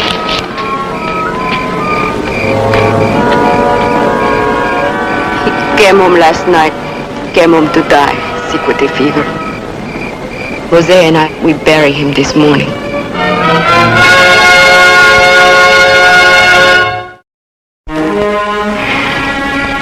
We had our lamb, our sheep. But Lupe was the hungry one. He couldn't wait. So he robbed that stage. Stage? Lupe was wanted for stealing horses. He never stole a horse in his life, nor anything, till he robbed that stagecoach. Did he bring the money back here? Some of it. That is why I'm so afraid. Somebody's been lying to me right around the clock. Senor Bonner, that money, what do I do? Go back to the house, Elena. Money to know. You have overstayed your welcome, senor. I will escort you back to the Mesa Trail. I'd like to talk about this, son. No, we don't talk. You tell him, Elena. Tell him I shoot. You know I will. Yes. Yes, you better go, Senor Bonner. I'll find my own way.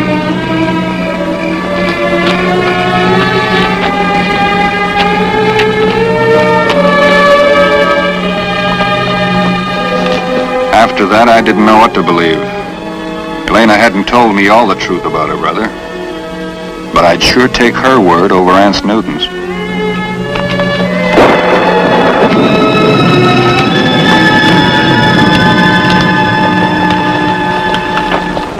You find him? I found him. Well, come on, man. What happened? He's dead. Dead? Lupe Sandoval dead? I don't believe it.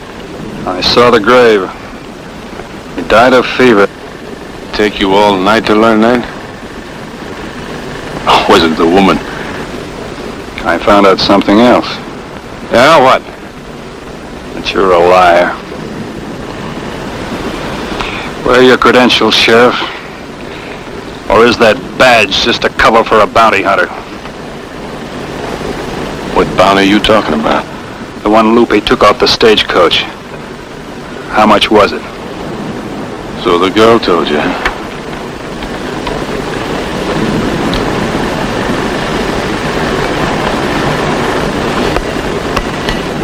So I'm a bounty hunter. That kid got around $5,000. And he wouldn't blow it all in Mexico. I know he brought some home with him. The way I figured, Bonner, you and me, we could split it 50-50. We just walk down the canyon, take the money and ride off. The girl will talk. You're the boy to sweeten her up. 10 cents worth of tin. Drop the gun.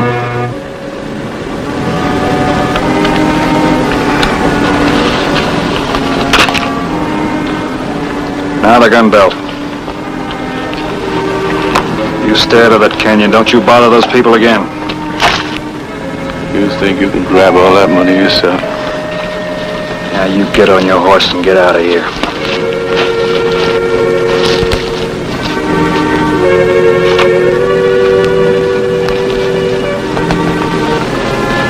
I'll fix you for this.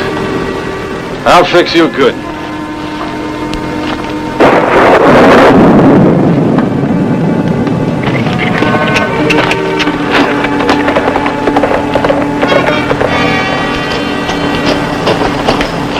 Senor Bonner. You always work so hard? Not always. Not when I have a guest. Where's your brother? Oh, he's fixing the fence. He won't be back till supper time. I hope you're right. Do you know a man named Ance Newton? Yes. He's been here asking for Lupe. He's a malo, a bad one. He knows you have the money here.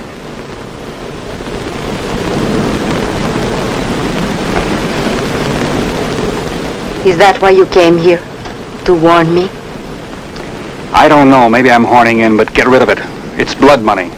It'll only cause you sorrow. Oh, I knew you would say that. Come, I will show you.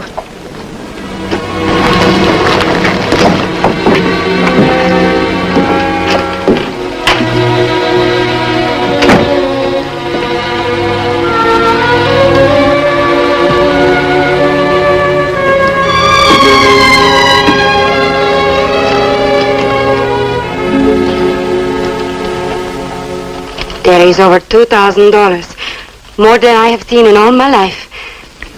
2,000. What happened to the rest? I don't know. Horses, bribes, places to hide. Take it, please, out of this house. Take it and go. You'd trust me with this? A stranger? You are not a stranger. Elena, that's one of the nicest compliments I ever had, but Jose is the man of the house. I must speak to him first. Let me tell him after you've gone. You can't protect him forever.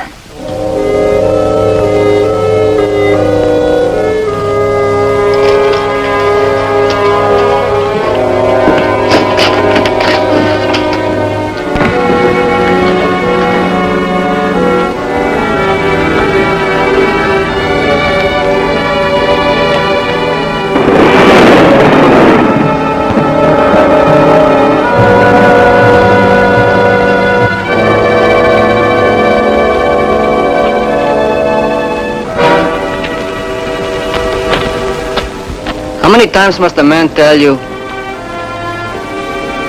Put the gun down, Lupe. I told you, my name is Jose.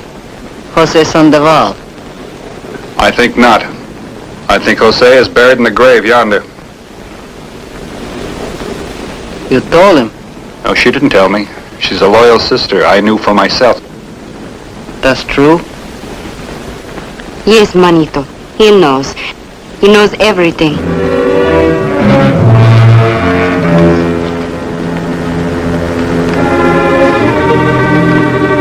It took a lot of courage, Lupe, with a price on your head.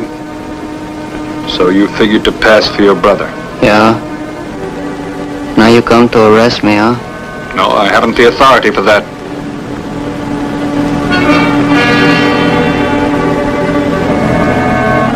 Oh. Miguel is dead? I buried him. Miguel is dead. Because of me. You owe him something. Will you come back with me? To jail? To stand trial for the holdup.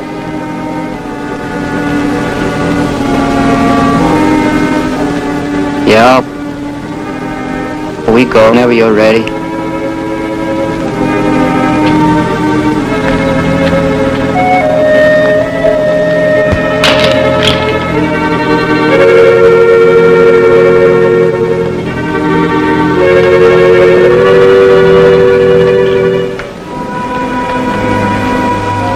Saddle your horse, Lupe.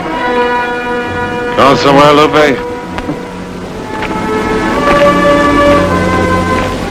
You're kind of careless, partner. You should have searched me for a pellet gun. Had a nice family reunion.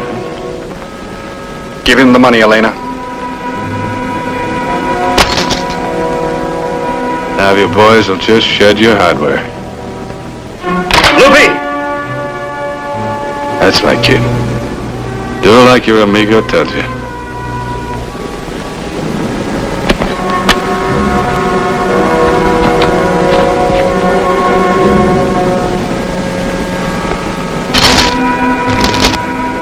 Feel sort of light, Querido. Where's the rest of it? There isn't any more. You've got it all. Lupe spent the rest. I'm not asking you.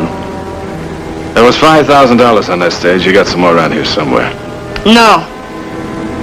No?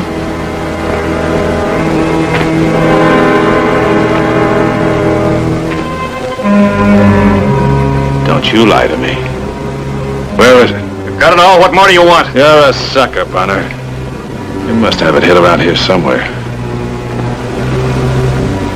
I want to look at that grave you dug.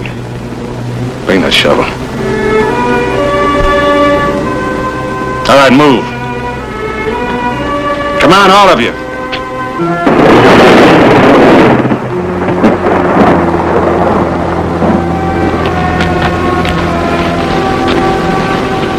Well, now name me a better place to hide money.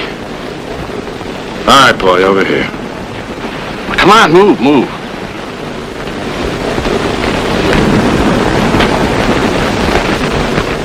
All right, boy, start digging.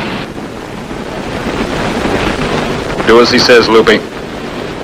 No. I don't dig anything. You killed my friend. Honor?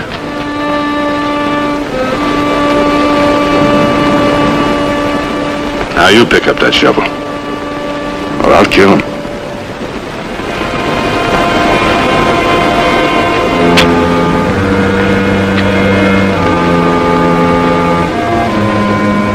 Bonner, now you dig, huh? Wait, please, senor. I beg you. Do not disturb the grave of my brother. Now do as I tell you. Dig.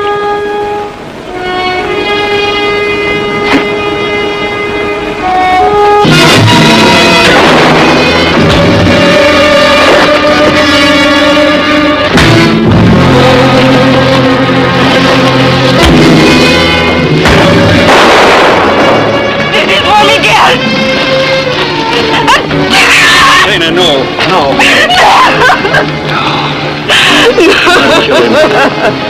You'd be no better.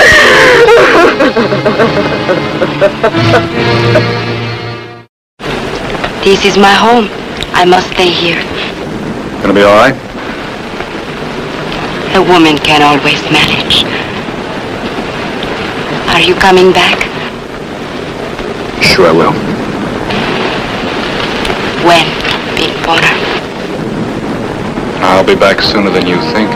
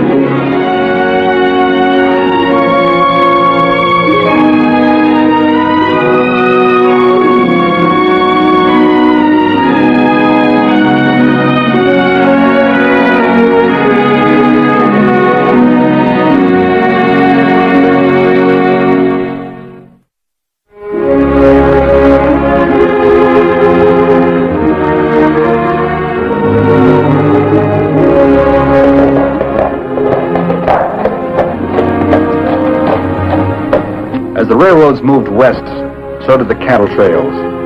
And often as not, they left towns that once roared like a lion, but now lived out their days as sleepy as a sun-baked cat. Sand City was such a town, and my friend Marshal Roy Stanton had earned his right to enjoy its peace and quiet.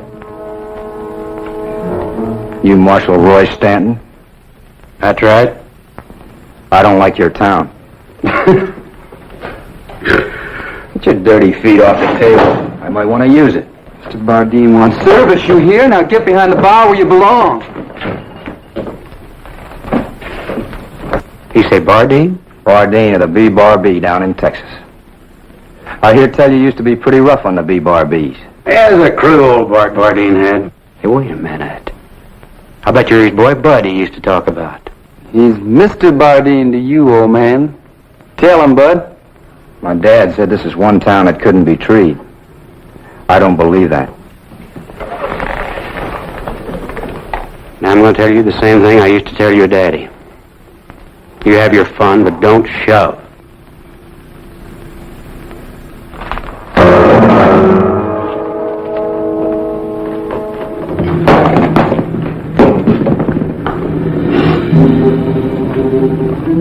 Mr. Bardeen likes good whiskey. I I think Mr. Bardeen had better get it in some other town.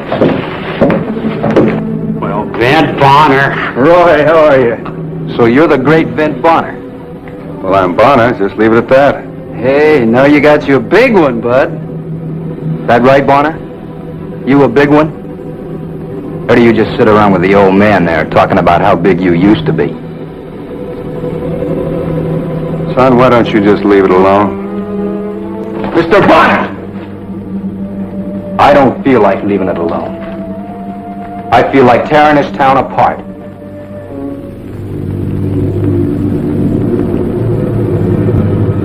I'll buy you boys a drink. Maybe you'll feel better. I'll handle it.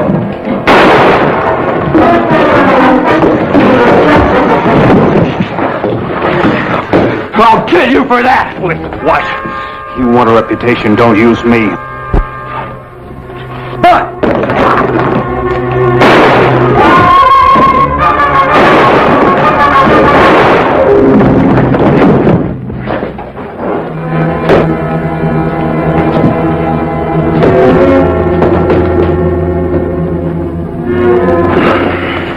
I'm not going to be using this shelter for a while.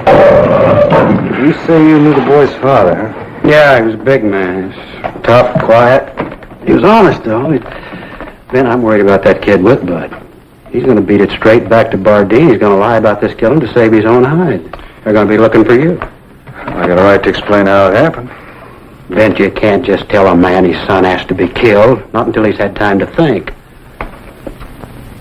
Yeah, maybe you're right. I'll play it your way. Best, man. I'll let you know where I am in case they want me.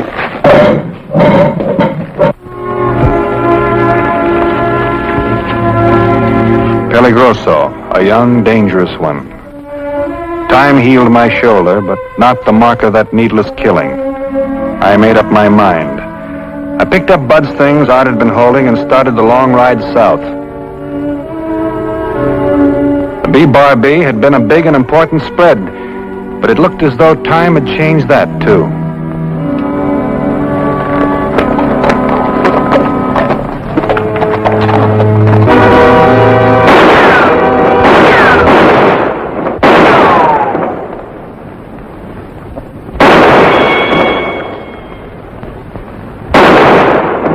Holster's a little low for you. And your gun's a little heavy. What do you want? I'm looking for the owner of this place. You found me. Oh, well, I heard you were taking on hands. Another gunman, huh? There's been a dozen like you around here since the word got out. Well, I'm afraid you got me wrong, miss. Well, right or wrong, you're too late. I've already hired a man to kill Vent Bonner.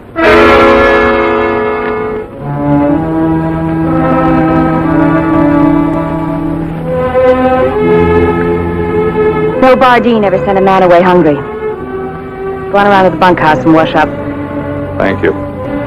What'd you say your name was? Well, I didn't say, but will Jones do?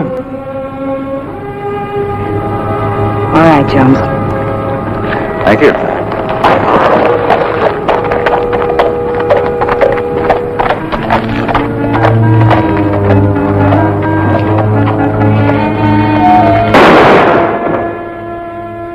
Bang, bang. All day, every day.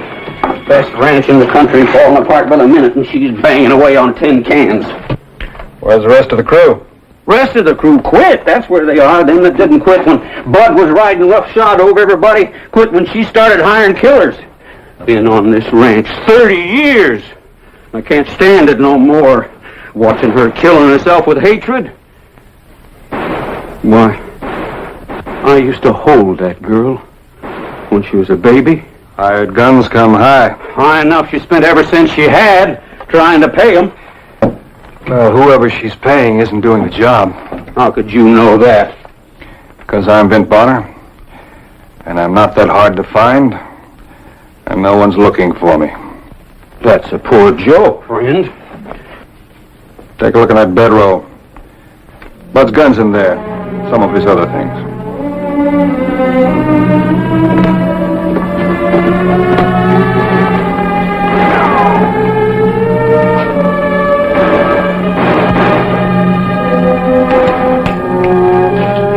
I ought to kill you.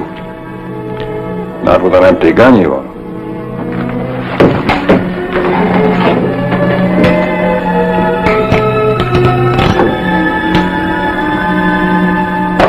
You knew it was empty. How come you're so all-fired anxious to take it away from me? I don't like a gun pointed at me, even an empty one. When Bud held it, it wasn't empty. Well, Jones, I don't know what to think. All I hear around here for 3 months is Vint Bonner, Vint Bonner, Vint Bonner. Oh, how come you throwed that name at me? Because it's my name. If you was Vint Bonner, what would you be doing here? Maybe trying to prove that I didn't kill a boy in cold blood. Won't do you no good. Not with her, anyway. But with you? Ever raise a colt? Looked like he was going to be the best gall-daring cow horse in the whole country. In spite of anything he could do, he turned out to be a killer. That was Bud. He wasn't no good, I know that. I think maybe Laurie knows it too, but if she admits it, it's like admitting she failed at something she had to do. Another killing isn't going to cure anything. Well, maybe it won't cure it, but it's like taking a pill to keep you going. You hadn't killed him, somebody else had had to do it. It's just that he wasn't worth what he's done to Laurie. Look, Fisher, I took something away. I didn't mean it that way. It just turned out. But I'd like to try and put something back. Well, I reckon I can understand that. You know, this isn't a bad ranch. Bad? Why, if the proper man was to pitch in here, there's cattle left. If a man was to round them up. And I ain't never seen a fence yet. Couldn't be fixed. I've seen 20 men in this bunkhouse in the old days. And I've been up that cattle trail a dozen times myself. Why, I know Sand City. Oh, that's the place it happened, ain't it? Say there was a young fellow with him. Oh, Collie Smith. Yeah. Why, he come back here and told Laurie that you shot Bud in the back just to get a notch on your gun. Almost came out the other way around. Where's this Collie? Well, she sent him with this gunman, Craig, his name was. You know him? Well, Collie was supposed to identify you, and then he was supposed to see that you was really dead when this Craig come back here to collect his final payment. Gives a man a funny feeling to be talking about his own funeral. Oh, well, yeah, I guess it does at that. Oh, Laurie. Laurie, I've been talking with Mr. Jones here, and, well, he's kind of down on his luck, and sure could use a job. Can't pay anything, you know that. I wasn't thinking about money. I was more interested in a place to bed down and some steady chuck.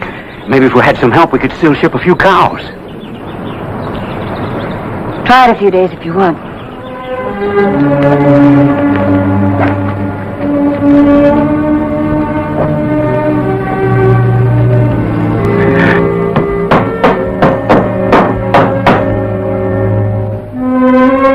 You know, if I do say so myself, things look a lot different than they did 2 weeks ago.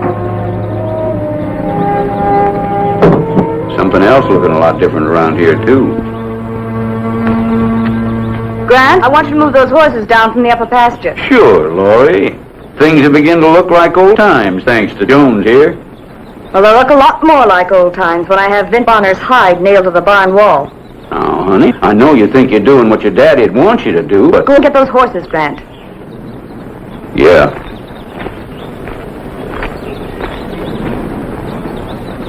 That old man sure thinks a lot of you, Miss Laurie.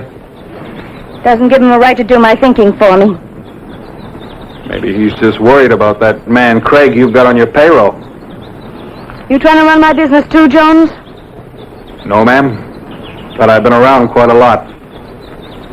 You picked me for a gunfighter, remember? Maybe you're right, maybe you're wrong, but I've known a lot of men like Craig. You figure he's just taking my money, don't you? That's right, ma'am. I do. I've known that for some time. I just wrote him a letter telling him I couldn't pay him anymore. That's good. That means you're giving it up? Giving it up? Why do you think I practice with that gun every day? Just a minute, Miss Laurie. You're not going to face it out with a man like Bonner? No, I won't face him. When I find Vint Bonner, I'm going to give him the same chance he gave my brother. I'm going to shoot him right in the back of the head.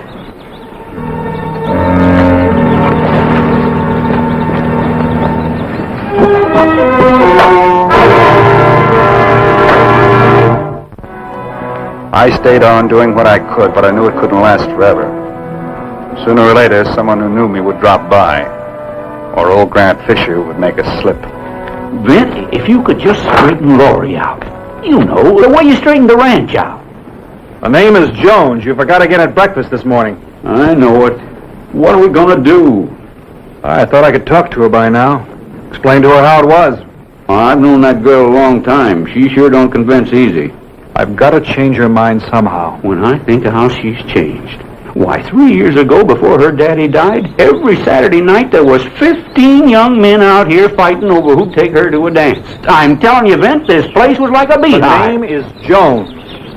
And I promise you the young fellows will be back, but let's get washed up.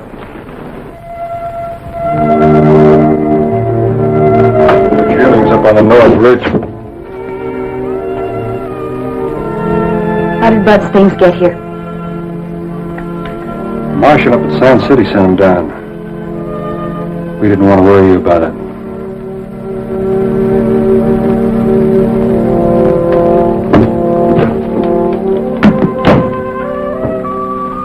I'd like to talk to you. You leaving? No, not that. I'm glad, Jones. I know it hasn't been very pleasant. You had a lot on your mind. For a long time. Dad's long illness. And Bud. Perhaps before that. I'm afraid Dad was pretty disappointed when his first child wasn't a boy. Well, that's no reason for you to try to act like a man. There wasn't much choice. By the time I grew up, the big cattle boom was over. I saw only one herd go up the Sand City Trail. We were always short-handed here, and so I did my part. You feel like talking about Bud? Yes, I think I do. Seeing these things here. Oh, Jones, I want so much to think he tried. Grant said he had a wild streak. Well, what do you expect? My father fought for every inch of this land. He had the wildest crew on the trail. That's all Bud ever heard. He worshipped his father. He was just trying to be like Dad, that's all.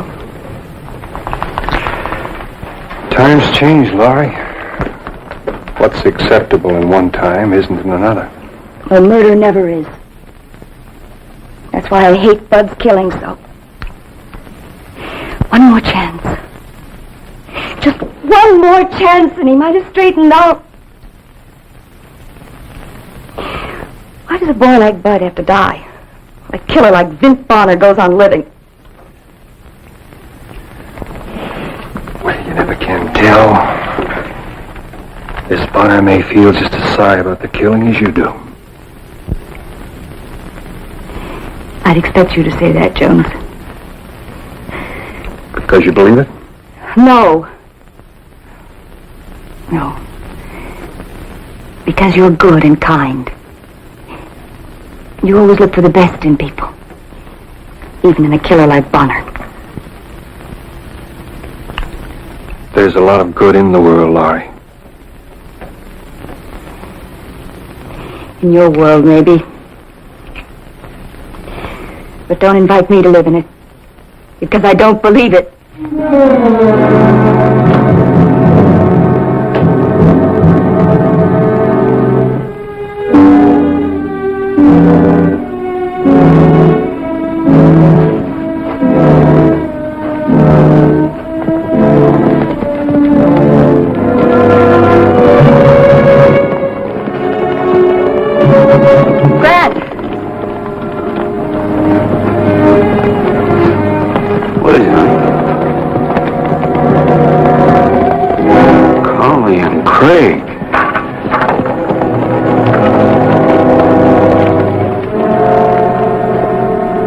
What are you doing here? I got your letter. Then you know you're fired. No. I like the job. It pays well. I told you I didn't have any more money. I figured you could get more. Well, I can't. I've paid you off and that's final. Just a minute, lady. It ain't final at all. You made a bargain, and I ain't to see that you keep to it. I gave you more than you earned. Did you? Yes. Tell her, Collie. I saw him do it. He killed Ben Bonner. There was a final payment due when I killed Bonner. I came to collect. Want to talk about it inside?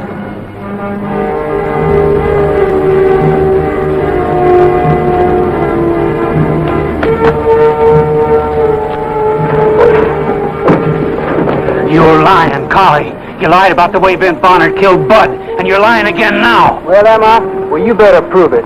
She sent me with Craig to make sure he did the job, and I made sure, and I did.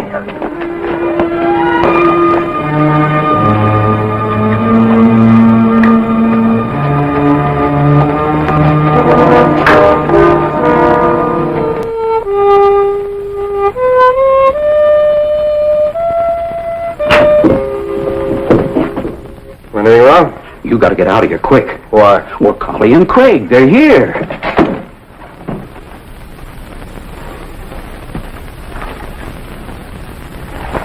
Maybe it's just as well. You don't understand. He's come to collect. But she said she paid him off. The final payment. He claims he killed you. You stay here. I told you I didn't have it. You got a ranch. That'll do.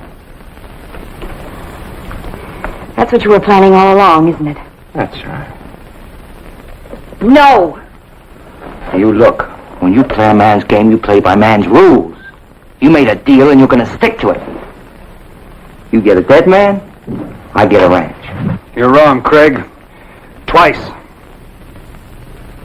What's your part in this? A big one. I'm Ben Bonner.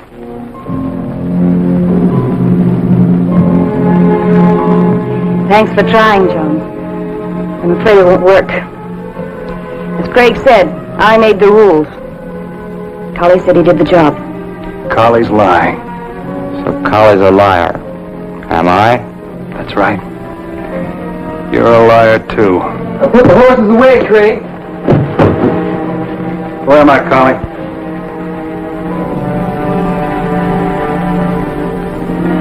So, you're Ben Bonner. That's right. That makes you a liar and a thief. Now get out. Now, you wait a minute. We were talking business here. Your business is over. I don't see it that way. I had to figure to make some easy money without killing you, Bonner. You should have left it that way. I told you to get out. It looks like I'm going to have to take this ranch fair and square.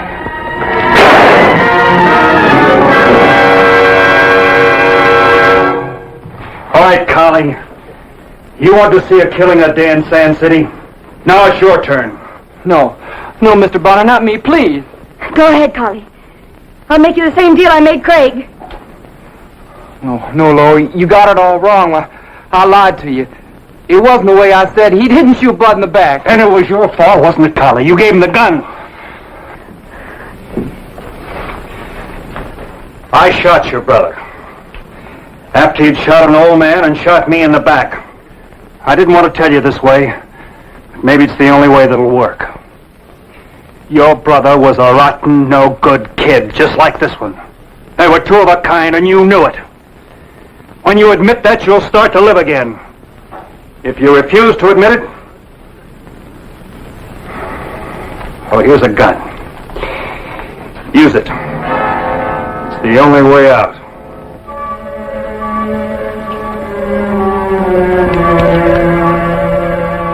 Go on, Lloyd. Get him.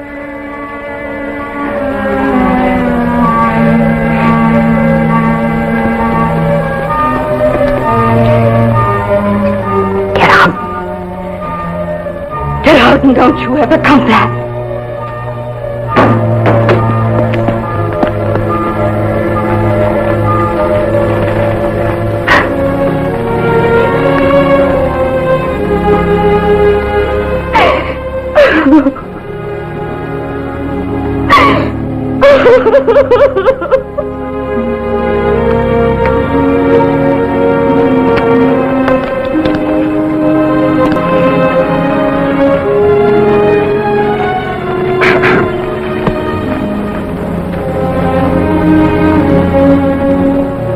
The truth isn't always easy to face, Mr. Bonner. Nor easy to say. I just wanted you to know that you're right. But I couldn't give up hope. And I didn't while Bud was alive. But after he was gone, I had to cling to something. I can understand that. I know I don't have the right to ask you, but... Well, if you could stay on a little while longer, maybe we could get those cattle down. Well, I think they could be arranged. On one condition. What's that? Well, Grant here tells me that the boys used to be pretty thick around here Saturday nights. I don't understand. I hear there's a dance next Saturday night. Now, I have a feeling that the boys will be coming around again. But just to make sure, I'm going to take you to that dance.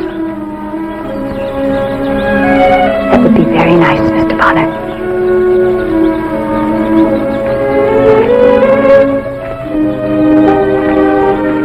Now, if she'll just quit trying to be a man and remember she's a woman. Oh, I don't think you'll have to worry about that anymore. Saturday. You know there's a full moon next Saturday night?